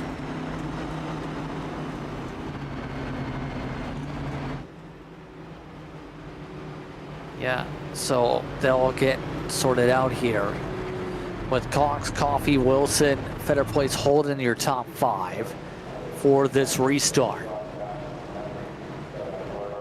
By the way, Johnny Shea down pit road for several moments now for repairs. Paul Gallimore is still in the race, but he's 12 laps down from his earlier contact. Nigel Christensen also just pit a second time, so Nigel Christensen is nervous about the fuel potentially. There's a look here. Temperatures, by the way, the track temp has only gone down slightly during the race. We're almost at 4:30 in sim time as we go here on October 11th in sim today. But now this field is going to be tested here to see if they can make it to the end on gas. It's going to be very tight, as we said, Dawson. It will be very tight, and now the problem is you got to think about 2 things at once. You got to think about that, but you also don't want to lose too much track position trying to manage your fuel tank here. You want to keep track position and run about as hard as you can, but you also don't want to risk not making it. That would be a worse punishment than losing a few spots here on the race start. So it's a tough balance as a driver. We'll see. I think we'll get an indication pretty quickly about how hard some of these guys run as to how they are doing on fuel. Especially these guys here on the front row. They set the pace, they set the tone for what could be the final run of the race. So restart time coming up. Cox and Coffey ready to launch for the Simrad Market restart zone. Green flag is out, we're backing away. A good launch for the 32. Wilson able to get a good jump actually for second. Can he clear? Coffey's got some help from the Aero car behind him. Yeah, big launch on the bottom for Blaine Wilson behind the leader, Cox. He's going to go all the way to second. Holden's going to go to third, poking through trouble. Around goes Sean Rogers in the 44 off the bumper, I believe, of Kevin Ruff. Halfway down the backstretch, he spun it. May have gotten the inside wall, and the caution flags back out again on lap 135. And this will help on the fuel mileage game for sure. Sean Rogers getting some help from Kevin Ruff. Ruff claims he was off the throttle. Well, let's take a look at the replay.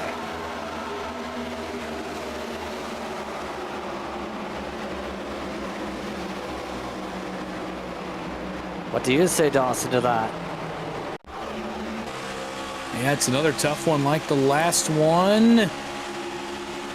Again, oh, there's contact that time. That's not quite the same incident that we just saw with Timothy Harper, I don't think. It did look like the slightest bit of contact. Now, you can see the contact, and it still not be super egregious. I don't think there was any malice behind Kevin Ruff driving it off the corner there. He's just trying to maximize his exit. Again, this car is big on momentum. This track is as well, so I don't think there was anything super malicious there, but certainly a little bit of help given from Kevin Ruff to Sean Rogers, and unfortunately, it sends Rogers for a slide. Good job, though, by Rogers keeping it off the inside wall for the most part.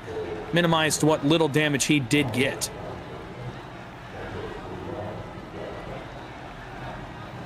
So as you would expect with a caution like this, a lot of people are faking, actually.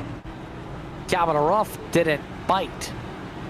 In terms of the fake, he ends up ignoring the fake and just drives down pit road as well as the back of the field. Everybody else stays out with Gallimore getting the lucky dog. So Ruff for sure is going to be good. Everyone else should be decent on fuel. It's just going to be green, white checkers later that'll be a risk. Ruff willing to sacrifice track position just to be a little bit more safe. Yeah, I don't think I blame him either. Obviously, had just gotten involved in that incident as well, dropped a few spots before the caution came out. So I don't think there's much downside to this. We've seen how fast his car has been, especially on short runs as well. So not a ton of downside to me there. Still a long way to go and a lot of chaos that could now happen. You know what they say about cautions. They tend to breed cautions. So Kevin Ruff banking on that and his really fast number 14 tonight to get himself back closer to the front. Meanwhile, about the run late in the race to the boss man as well, Barry Sanders, P8. The driver of the 81 late in the going, 64 to go. The question's going to be for Sanders, can he maintain the spots? That's been the challenge tonight for the 81. It's been usually migrating down to 11 to 14th. There is a lot of clutch and coasting at the bottom of the racetrack, as you would expect, by the way.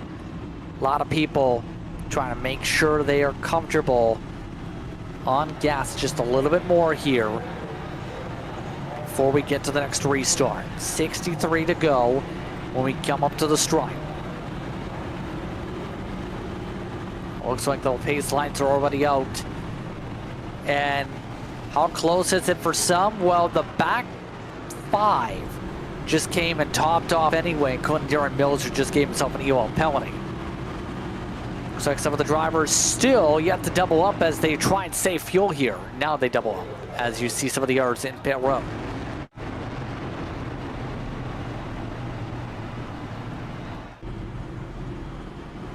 So we'll see where things steady out. The 44, by the way, Sean Rogers.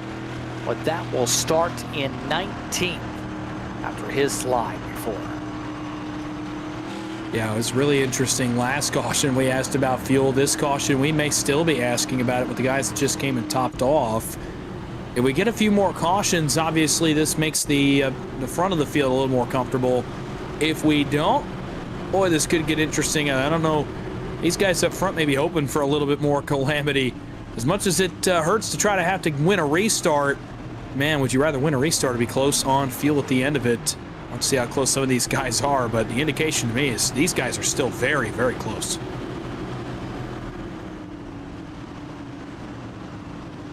Zimrat Market restart zone time, 62 to go.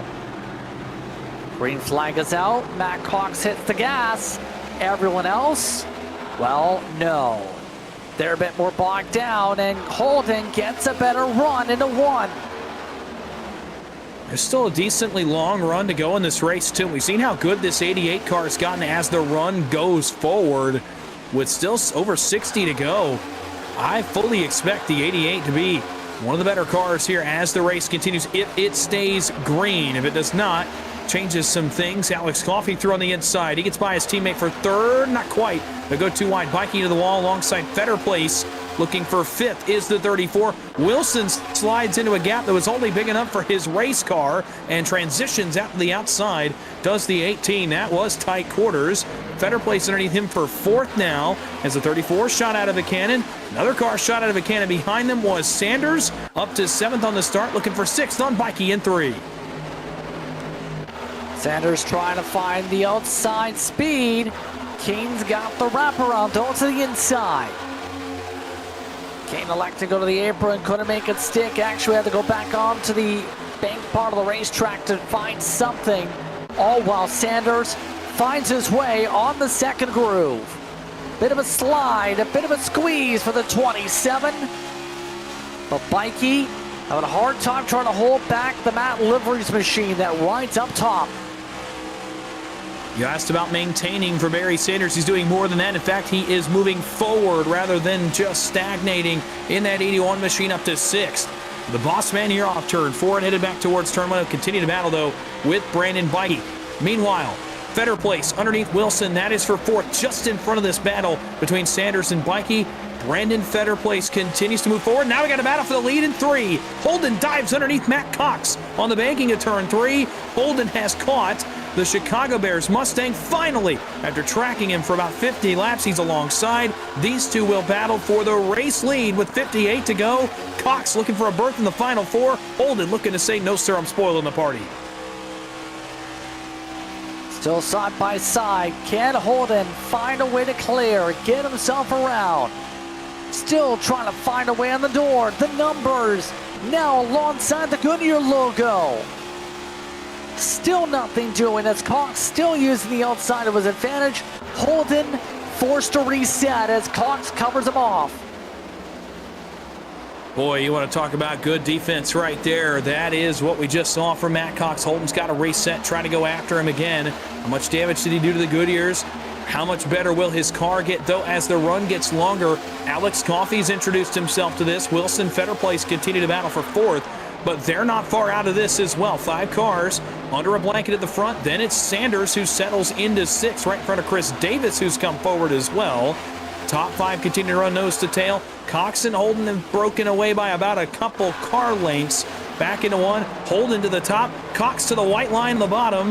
Holden will get the runoff too, and he is hounding the 32 machine up front. Cox, his job on defense is not done yet. Still not done to be able to reset on the charge. 55 to go at the stripe. Holden was at least 1 second slow in the pit lane for those wondering when they pit. Last caution flag.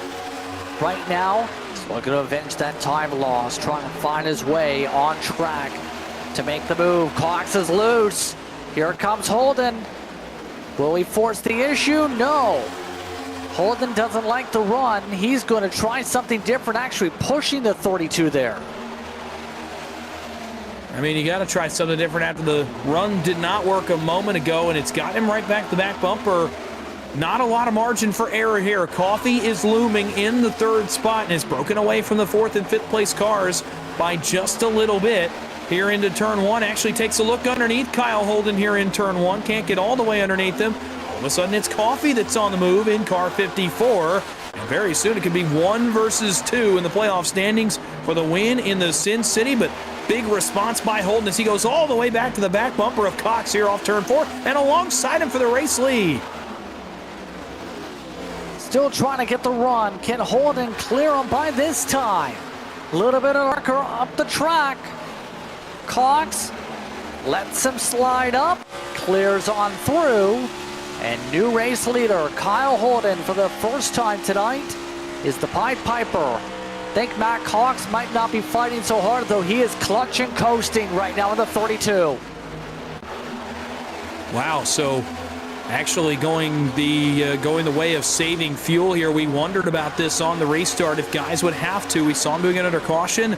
Starting to do it under green tells me there are guys that are not good at all on fuel. In fact, who knows? I don't know if any of these guys are good on fuel up front. Is Kyle Holden saying he's going to break forward the lead and then save a little bit later in the run? It's going to be very interesting to see with these last 50 laps who's good and who's not. Man, Cox is going backwards in a hurry. He is in full save mode now in that 32. Guys around him, I think, are starting to take notice. Yeah, you see right now Cox in full clutch mode in the entry of the corners. Everybody else not so much. A lot more on throttle time. Matt Cox has already plummeted down to 6th with that. Still 50 laps to go. You see how hard he's trying to save now, finally down to the bottom. Now this becomes the question, is everyone else comfortable on the gas, or is everyone else just saying we're hoping for a caution or something? It's curious, and there's a couple ways maybe to look at it, to where, number one, Matt Cox has led a lot and kind of been out on his own a lot, where some other guys here towards the front have kind of been in the tow of another car at points in this race, to the point, or excuse me, at points in stage 3 where maybe they can save a little bit, earlier in the stage, and Cox just hasn't had that luxury to be kind of towed along by the cars in front of him. So I wonder about that. I also just wonder if everybody else kind of said we're going to run it dry and either pit when we have to, or come what may, or we'll save later in the race. There's two ways of going about it. I just genuinely wonder if being out front like Cox was for that long, he didn't have any draft effect to be able to kind of tow him along and save him some fuel like some of the other guys around him had the luxury of doing. So 48 laps to work with still in this race. Going to get interesting where things cycle. Cabin Rough, by the way, who early on in the race looked to be contenders. So far now, stuck in traffic. Right now, one of the drivers who topped off, we know he's going to be a bit better on the fuel mileage here compared to everybody else by a couple tenths of a gallon.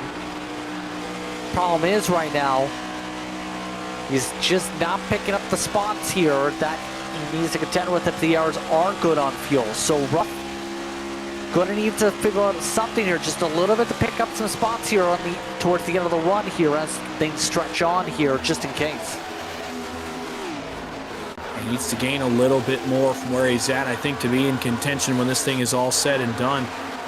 I wonder here, Kyle Holden had started to drive away from Alex Coffey just a little bit up front, and that gap has been reduced. Obviously, we can't see a ton of what he's doing, but I wonder if he has backed the pace down just a little to maybe save a little bit of fuel up front. Meanwhile, battle for third. Fetterplace underneath Wilson again. These two have gone at it since the restart. And Fetterplace took another look on him. They're going to have to settle in line. Barry Sanders works all the way forward to the fifth spot. He's right behind those guys. And black, silver, and red 81 in the fifth spot right now. If it were to end right now for Barry Sanders, that's what the doctor ordered for him. And for Fetterplace in front of him as well. Meanwhile, trouble for Matt Cox. He just took a slide through the grass and has to come back on track in the 32. Disastrous swing. He got loose. Matt Cox, who looked to be one of the fastest cars on property, to the back of the field, now running in 20th. Here's your RS Button Boxes replay.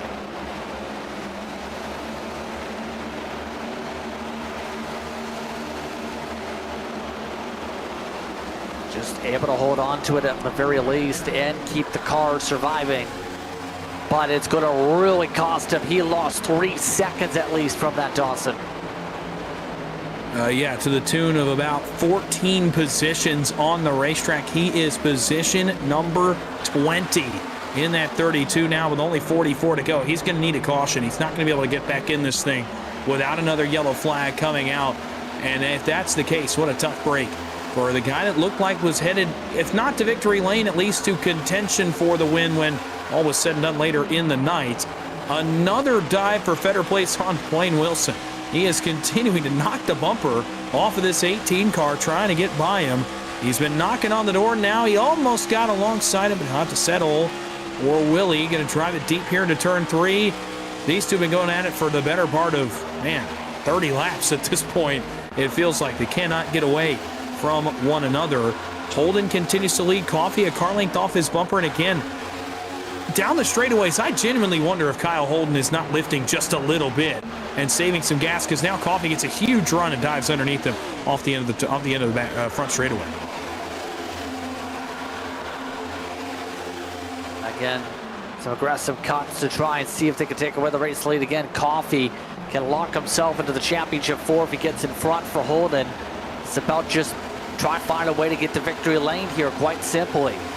Not one of the drivers in the playoff has already won a race this season at least, but it's not going to be easy to be able to just hold on here. The last time that we seen the one go to victory lane, you have to go all the way back towards one of the races at Daytona on the road course back in June. The last time Kyle Holden broke on through, also did well back in May in his first appearances in the series. Look at some of the others looking to do well this run. Chris Davis, his 74 is not doing bad, up 13. Yeah, good night for Davis as he tries to get on by Aaron Matthews here for the 6th position on the racetrack. Then you'll find Cabin Ruff right behind them in the 14. He's up from the 10th spot to the 8th spot here towards the tail end of the run. So putting himself in position if some chaos happens that he could be back in this thing as well. Brandon Bikey back up to 9th. He's recovered decently well. Sean Rogers in the 10th spot. So a couple playoff cars behind these guys running well. As Davis gets on by for 6th, and we'll see if Ruff can follow him through for 7th as he continues his fight back to the front. See that all right now. Outside line being taken by the 5. That opens the door for Ruff at the very least. Once again, Gavin Ruff doing now what he needs to do, pick up some spots, pick up some insurance just in case drivers do indeed have to start picking up pit stops and gain some extra track position here. So under 38 laps to go here in Las Vegas. The run again 30 laps.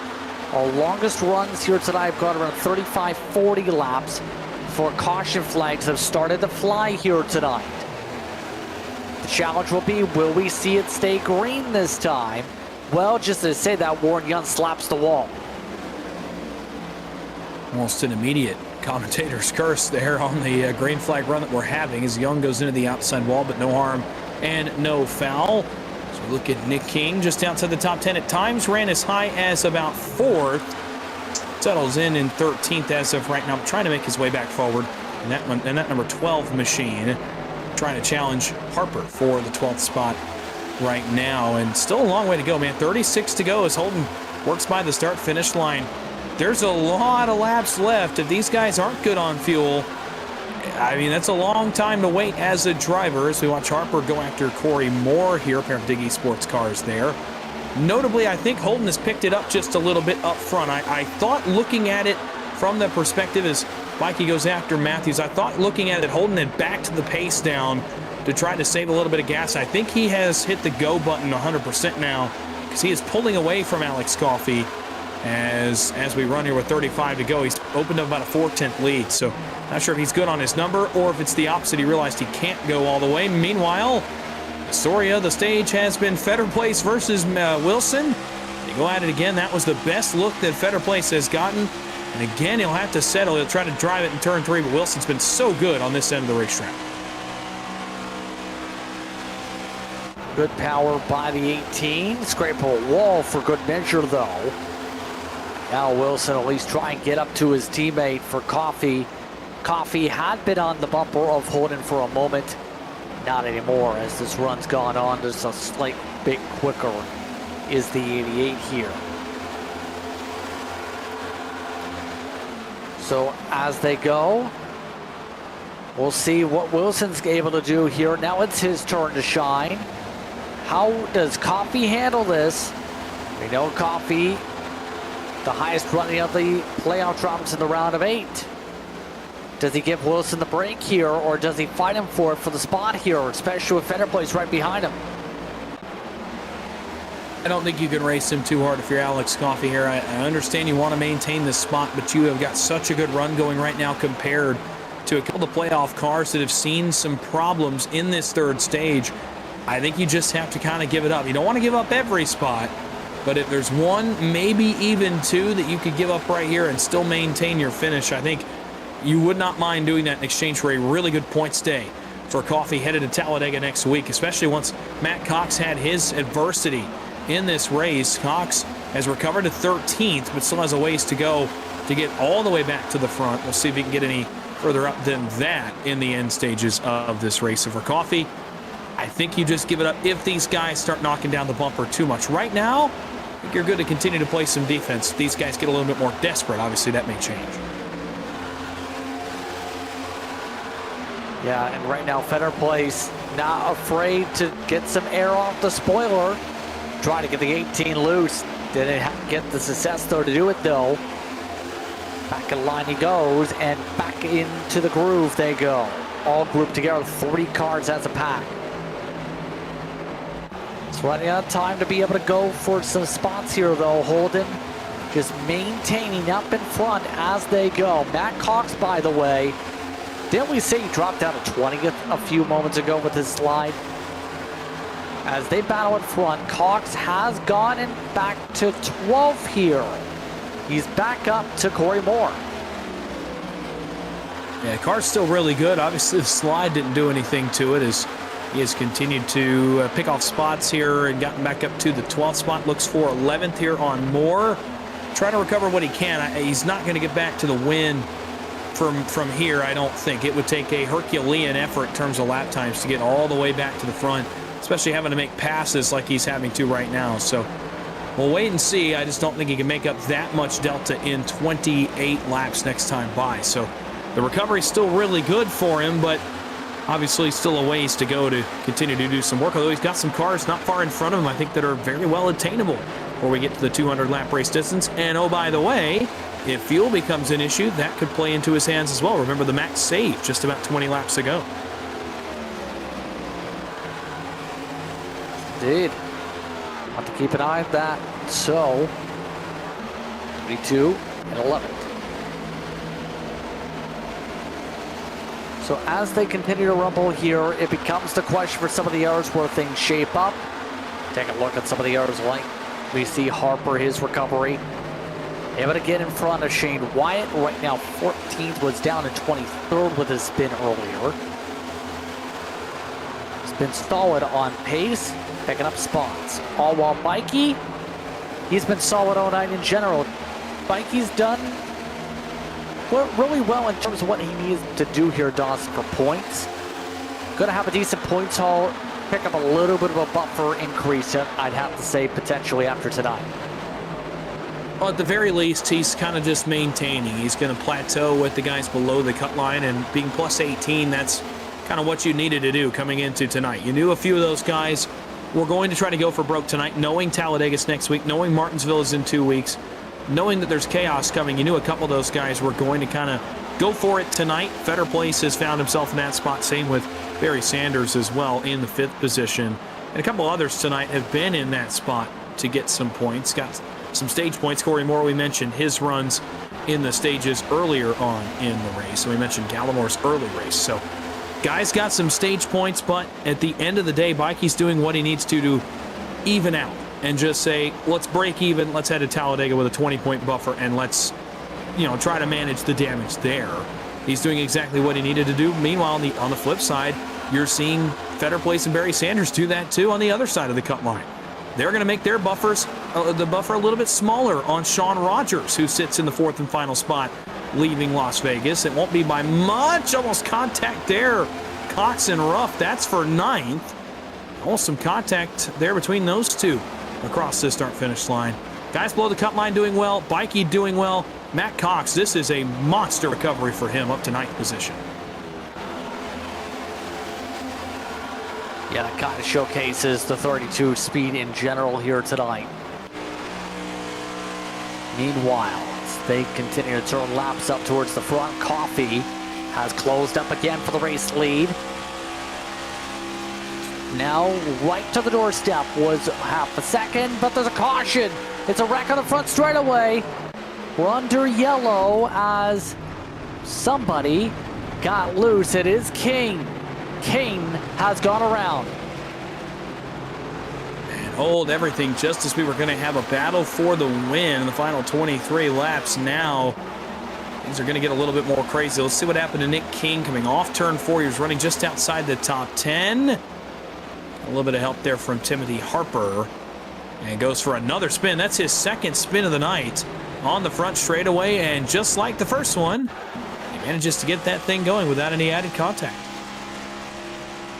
There was definitely some error between them in the first place, but then once he got loose, definitely going flush.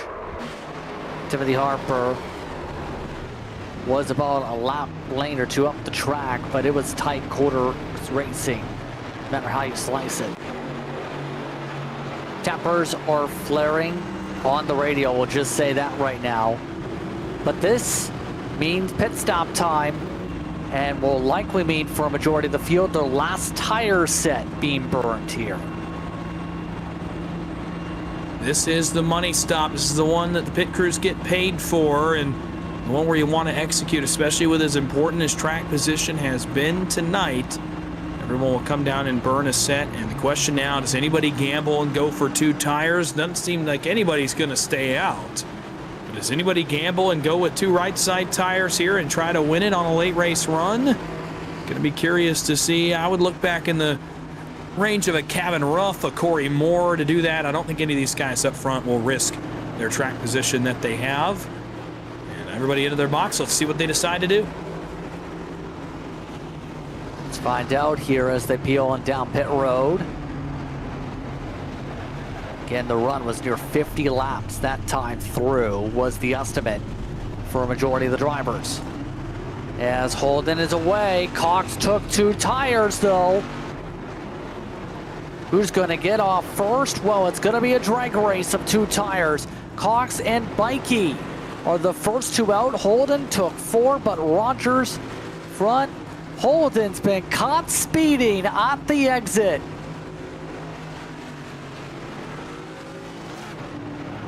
So there goes Holden's chances. Coffee is now the first on 4 tires. The top 3, all BMP cars, are on 2. And that's not surprising to me, honestly. With the points buffer that Matt Cox had coming into tonight, I am not surprised in the absolute slightest that he decides to take 2 there and continue this recovery and try to salvage a win out of this after the spin earlier, the slide earlier rather, on the front stretch. Bikey's a little more surprising in the 27. He had been running pretty decent in stage 3. I did not think he had to take 2 tires. I guess wants to go for the win, and all more power to him. But man, if this backfires, that talk about a great run tonight suddenly could go out the window if he loses too many spots here with this gamble. There's still a lot of laps to go. It'll be 18, make it 19 when we go back green next time. This is a bit of a gamble to go with 2 this early, but not surprised to see Cox do it in the 32. Remember, he's had speed all night. Now, can he back it up to close here in an eventful off-axis paint 300? Can he punch his ticket to the championship 4 in the first out of 3 chances? Or can his teammates, Bikey or Rogers, do so? Or will it be Coffee? Then they have a bit of buffer back to Brandon Fitter place. We'll start at 6th here. So it's going to be fun to close things on up here. By the way, of note, once the playoff drivers here, vast majority up towards the front, except for Paul Gallimore. He's the only driver not starting amongst the top 10 or 12 for this restart, since Gallimore's still 10 laps down.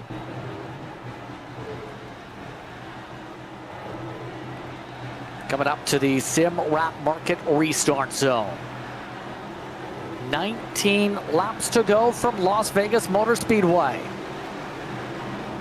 Green flag is out, back underway. No count amongst teammates. Cox gets the launch.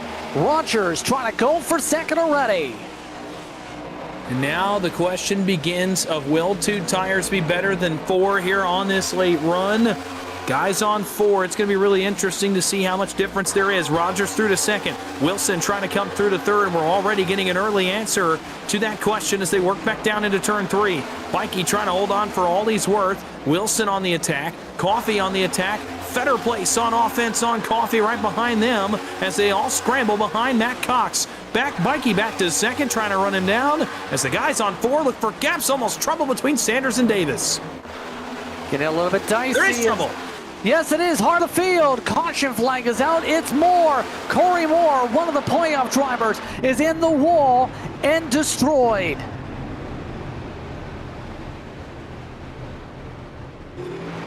Meatball flag time. I think Corey Moore got some hits.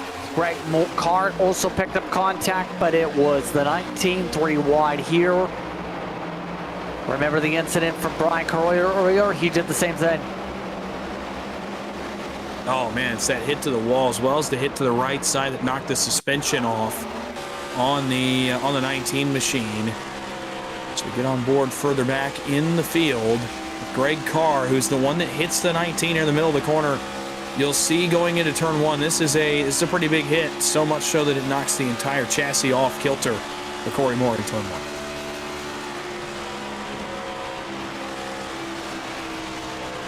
So, bam, goes the incident. And some people lucky that car didn't clip them, but Moore, he went from potentially getting a good points haul for the night with the good stage 3 to a disaster. Into the wall, inside the wall, in fact. His postseason just got a lot more harder. He's going to have to push at Talladega. That might be one of his best chances there. Well, you know, it's an interesting situation now. This is kind of where the flip side comes in. As a playoff driver, if you're in a good spot, you really don't want to go to Talladega. You don't want to give anybody an opportunity to, you know, have some chaos erupt and gain some spots on you. For Corey Moore, I think it's the opposite now. I think you want to go to Talladega because now you could show up next week with a good setup, with a good car underneath you, and get some, you know, make some good decisions during the race and make up for it completely if he were to go to victory lane next week at Talladega. Any one of the cars in the field can go to victory lane there next week. So I think for Moore, you want to go there now. It's almost a welcome sight that we're going to a wild card track like Talladega in a week's time. That's going to make things really scrambled up. And Martinsville is, well, it's the paperclip. It's chaos incarnate when it comes to there. You definitely want to make sure you get to a point where you're comfortable on points by the end of Talladega, even with how chaotic it's going to be for team side of things. Teamwork is going to be very critical there. But with 15 to go, still a team 1-2 up front. Blaine Wilson actually jumped to third. Alex Coffey dropped to fifth at the top of the caution flag. Remember, Talladega next time will be October 22nd. Catch us at 8 p.m. Eastern for the start of our coverage here on Precision Production Network for the OB Builders Cup Series. Wait for that one, Talladega. My favorite track personally, but we'll talk a little bit more about that one later. You talked about Wilson jumping up. I do think that the two tires held on there for a moment, and this only helps them. It's less laps they have to run now on just two right side tires for Cox and Bikey, the teammates here at the front. Bikey actually launched really well on the outside of the racetrack on just two tires. Freed the car up likely a little bit and allowed him to run a little bit harder on the outside lane earlier in that run and get all the way back up to second behind his teammate Cox there on that restart. So we'll see if it happens that same way again. To me, though, the early few laps did not look like four tires was that much of an advantage compared to two. 14 laps to go coming up here. Two tires, still your top three. Actually, first, second, and fourth, I should say, with Wilson make the move. But Cox looking to stay comfortable in his Ford. It's going to get interesting to see who's going to punch their ticket to the championship for Phoenix. Everyone getting down to first gear for the restart. Simrat Market restart zone time.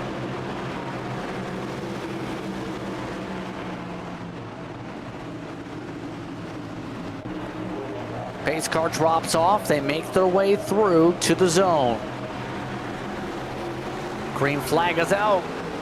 Early part of the zone for the launch. Cox with a good jump. Wilson trying to take advantage. They are pushing and shoving in row two. And then with the way Bikey launched, you don't really have a choice here, Wilson. You got to try to bully him just a little bit. Try to get to the inside off, too. It's not going to happen. Bikey will maintain. Coffey up to the outside. He gets in front of Rogers, scrambling out back from them. Rogers throws a block on Sanders. Fetterplace shoots the bottom to the inside of Sanders. Goes to 34. They'll go three wide in turn four with a trio of playoff cars involved. 13 laps to go. Cox gets away with the lead, but Bikey's not going to let him have it. The car's on four behind them for Dig eSports. Now right now things swarming as right now Rogers getting swarmed. Fetterplace not able to get the run yet. Barry Sanders still holds on to the top five as they turn. Squeezes down there for Matthews, for Tim Wortman Jr. and a couple of the others also. 12 laps to go as they run. Still the BMP machines hold on. You see the attempts to try and push right now, but some drivers like Timothy Harper use the outside. Bikey fastest lap. Yeah, Brandon Bikey's not done with Matt Cox yet. It's just going to be a matter of does he have enough time to get there, and will the two tires hold up? We're watching the battle back between Rogers and Fetterplace for sixth. As Fetterplace tries to maintain, or rather recover, what he had earlier on in the race. Here's the battle for second. Wilson nudges Brandon Bikey just a little bit there down the front stretch and headed back to one. Now four tires prevail. Wilson forward to second. Coffey looking for third. And a pair of Dig eSports cars on the way now, potentially trying to get to the leader. 3.5 tenths separate Cox from Wilson. Wilson trying to play spoiler on Cox's journey to the Final Four.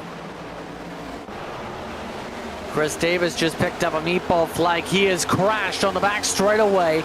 No caution. We stay green. The 74 have been running mid-pack. He just towed it. Less than 10 to go. Wilson still trying to go on the hunt for a win. All while drivers like Coffey trying to hunt forward for some spots. Sanders trying to pressurize him for the 4th spot. Matt Cox starting to drive away just a little bit in the lead. The 2 tires continue to work underneath that 32. Bikey, meanwhile, has gone under fire from Alex Coffey for 3rd, was for a moment anyway. Sanders trying to hold off a couple cars there in the 5th position as the leaders all jockey for spots, most of them in the playoff hunt as they all continue to jockey for these spots. Wilson gets the outside wall, and that was a big-time moment for Wilson. He drops a 10th and a half. Will get kind of swallowed into this battle for the 3rd position now, and it will be a 3-way battle for 2nd as Cox starts to say goodbye to the field behind him with 8 laps to go.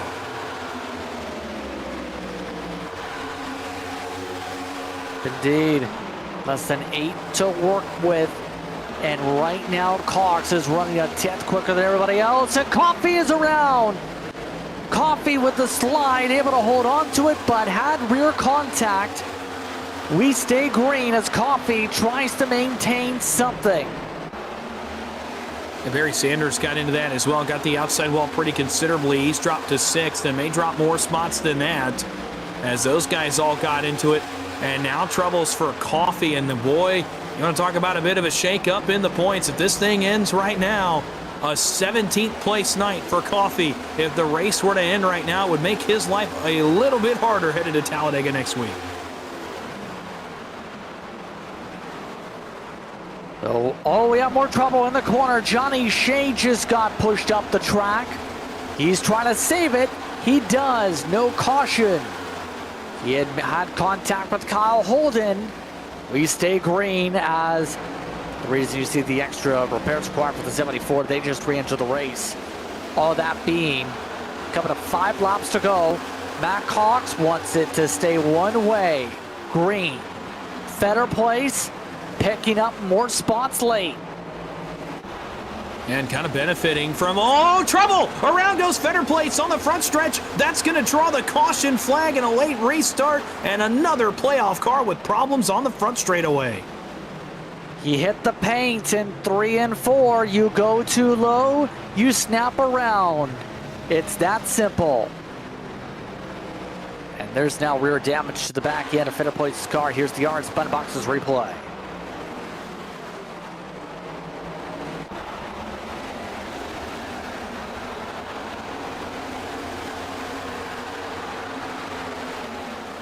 Yikes is all you can say again. Quite simply, Dawson, if you run too low there, you clip that paint, you clip the bumps on the apron. Here we go. It's happened so many times. Right there, you see it right there on the paint and onto the slide. And just trying to get everything out of it that he could in terms of positions there and trying to dive to the inside of Rogers. And unfortunately, just flew a little too close to the sun and got the left side tires down there underneath that paint. And got it around up front. Is this another fake out from Matt Cox? Yep, he turns right. But almost had me faked out there for a moment in the 32. So he tried to get somebody behind him to take the bait and go to pit road. And that sets up overtime now, which it has been a little while since we've used an overtime attempt. And Matt Cox says, man, why could not we have just made 4 more laps and made it to the white flag? He's got to win a restart now to win this one and head to Phoenix in the championship 4. So, half the field rolling the dice here on a late race restart. I don't know how many spots you can pick up in just 2-3 laps. But we're about to see it tested here on natural green, white, checkered, cabin rough. The first of those saying, why not bolt on a set of tires here? I have a set. Everybody else going to have to see, can they do anything to keep up with car 32 here, Dawson? What do you do to try to attack Matt Cox here on this restart? Well, if you don't get a good launch here, I don't think it matters. If you're Blaine Wilson, you've got to time up this restart. Cox has been lights out so far, and he's tended to go early in the box. So we'll see If he decides to go early in the box again, does Wilson time it up this time and try to fire off the same time as Cox does and run him down into turn one? That's the only hope you have. If he gets clear, I just don't see a scenario with how good his restarts have been where you get around him here on this restart with it only being 2 laps. If Wilson can time this up and run 2 wide into turn one, I think Wilson can use that second lane, get around him, and at least be side by side. By the time they get back to turn 3, it all comes down to this restart. You have got to fire off the same time as the race leader.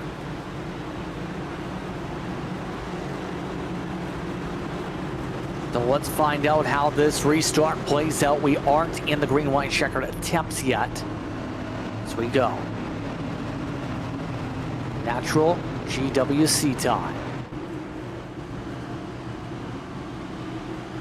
Again, Cox and Wilson, Bikey and Rogers, Sanders and Harper, Young and Matthews, Holden and Wyatt are part of your top 10 here for this one.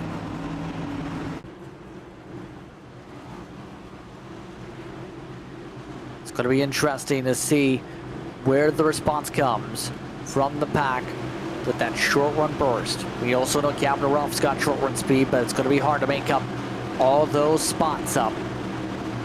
Starting in 14th, boxed in on the bottom. Coming up to the Sim Wrap Market restart zone.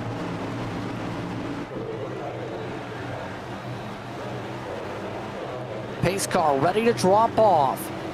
If we get a caution before the white flag, we will go into green-white checkered territory. If not, we get the late gaming one to go. Green flag is out, and the outside's caught sleeping. Bikey got the jump. Harper gets the jump for third. A horrific start for the 18. Ikey may have gotten a good enough launch to be there, though. When it comes down to it, he's going to at least have maybe a look at it. Harper's coming with him. Brandon Bikey got a really good start in the 27, and by the time they make it back to the white flag, he might just be on the bumper of his teammate, although he's got a challenge from out back in. Harper drives it through the center. Bikey's got a look. The white flag is up. Late gaming, 1 to go. Final time around. Johnny Shea peels down pit road with a black flag. Matt Cox trying to hold off a teammate. Bikey on the outside, trying to wind things up. Needs 3 car lanes to have a chance. Will he send it in the corner? No, he will not.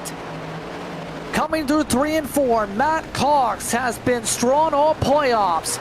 He'll be the first one in the championship 4. Matt Cox wins in Vegas. Cox with the win, Bikey in second. Matthews gets a top 3 run tonight. But it's the 32 who does it again. He's won 3 of the past 4 races. It's his 9th victory this season. It's the 32 who will battle in Phoenix. And we had a bunch of chaos on that last lap as well. Huge win for Cox as he will go to Phoenix now, not have to worry about Talladega or Martinsville. We had some serious chaos behind him, though, with playoff cars getting collected in some incidents there on the white flag lap. Celebration time. And in Van Louis Stickers victory lane will Matt Cox go. And again, the 32 is able to withstand the crowd here tonight to be able to take this victory. Have the charge several times, was actually 20th at one point. Still needs 81 laps on the way to victory.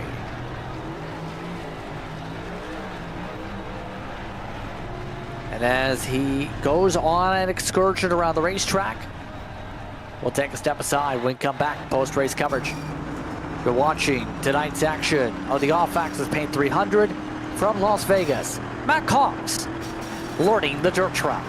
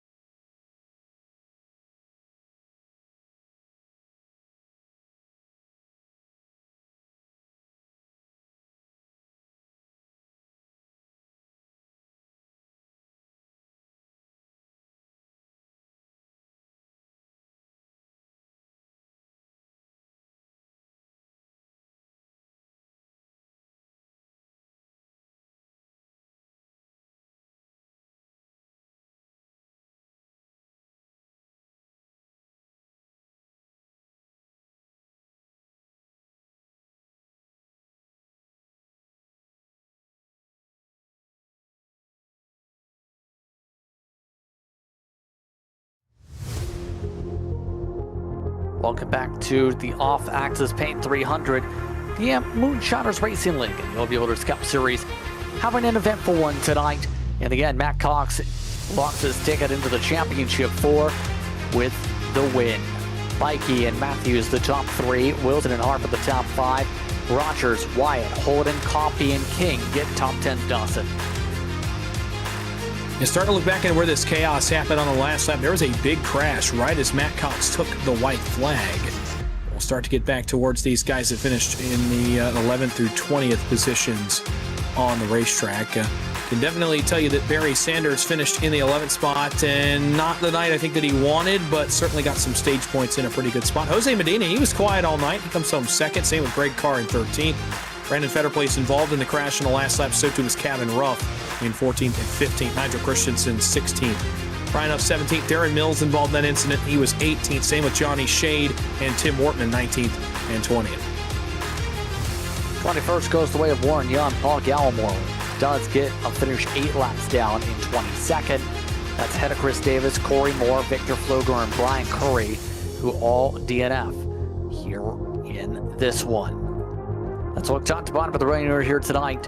Here from Las Vegas, your race winner tonight, Matt Cox, is in the Championship 4.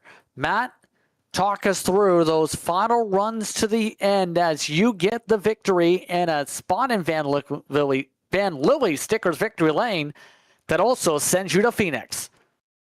Yeah, I'm pretty excited about not having to worry about the 2 wild card tracks we have here coming up. So, last couple runs, one of them, everyone was kind of saving gas, and I decided to turn into a lawnmower and go mow the infield down. And then, thankfully, got a caution and got caught back up, get 2 tires, and then, being in the lead's just so valuable. So, it kind of figured we'd have a couple wrecks there to stretch out those 2 tires, and worked out all right. What was going through your mind as you had to recover from some of the spins through the grass and some of the slides earlier on during those long runs at the end, during stage 3, rather? Yeah, what was going through my mind as I was doing it was, I hope I don't wreck and go into the pit lane here. But yeah, after I got back on the track, I was actually making up some pretty good ground. I didn't know if I'd have a shot to get back up to the front, but I figured I could probably get to top 5 if we didn't get a caution. So, no, car's just really good, honestly.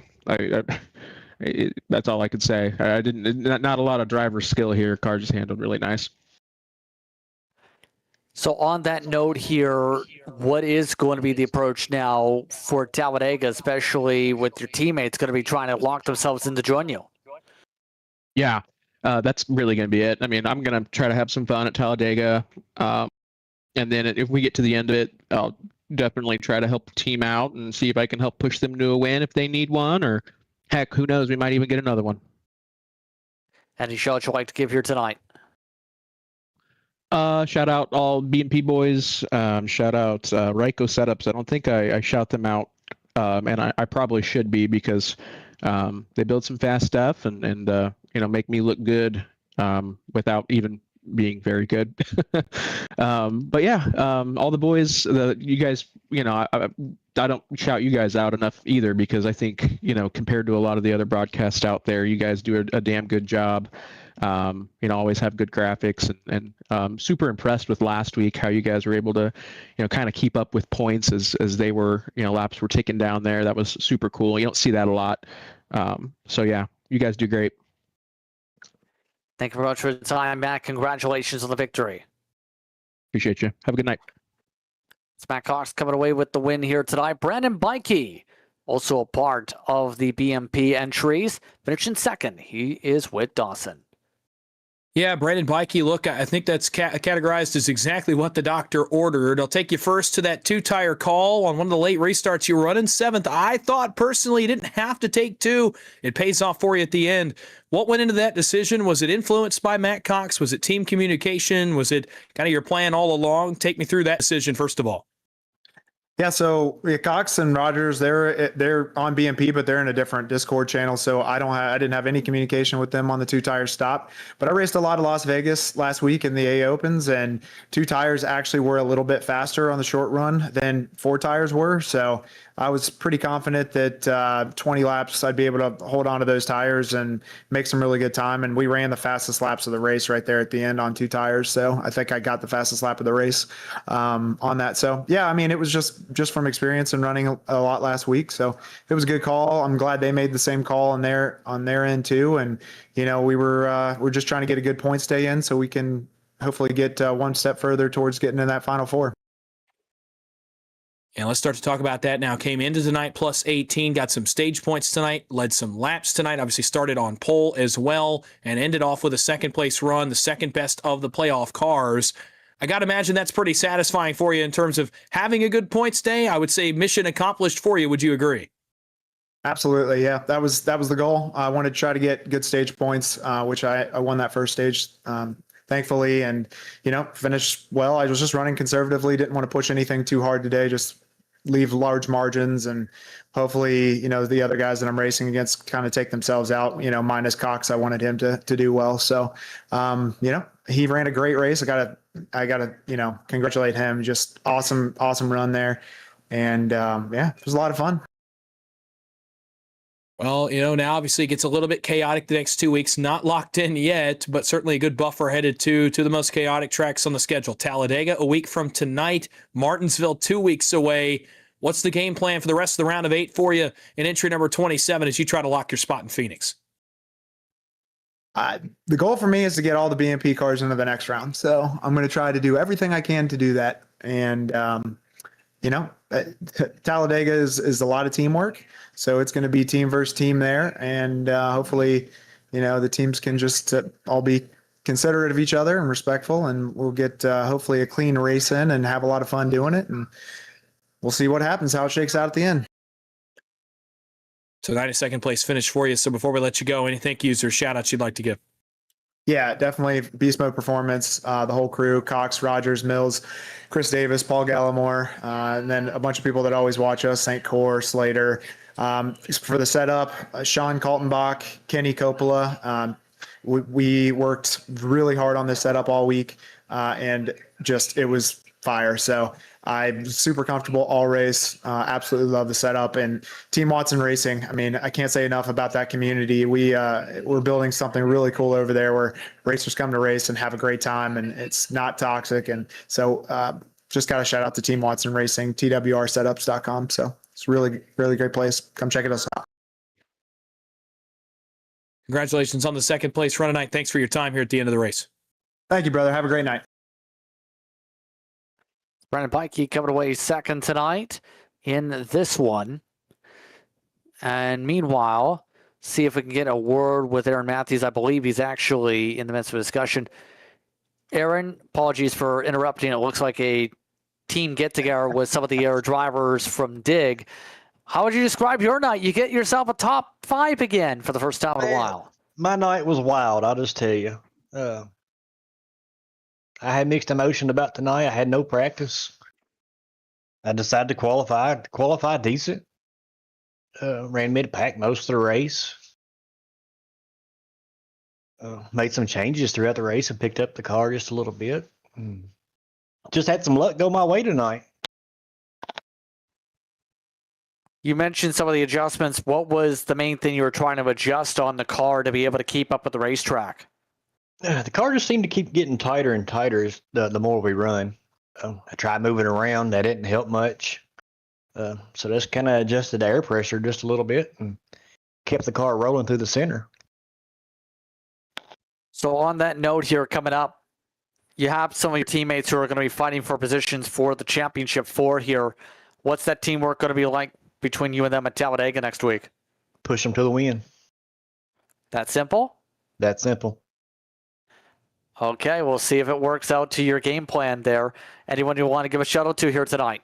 Oh yeah, I gotta give a shout out to All About Sheet Metal, Team Arrow, RS Button Boxes. Got some good friends watching tonight, the Brown Boys. Give a shout out to them. Congratulations on the run here tonight, Aaron. Thank you. Aaron Matthews send it back to the playpen as he gets the top 3 here tonight.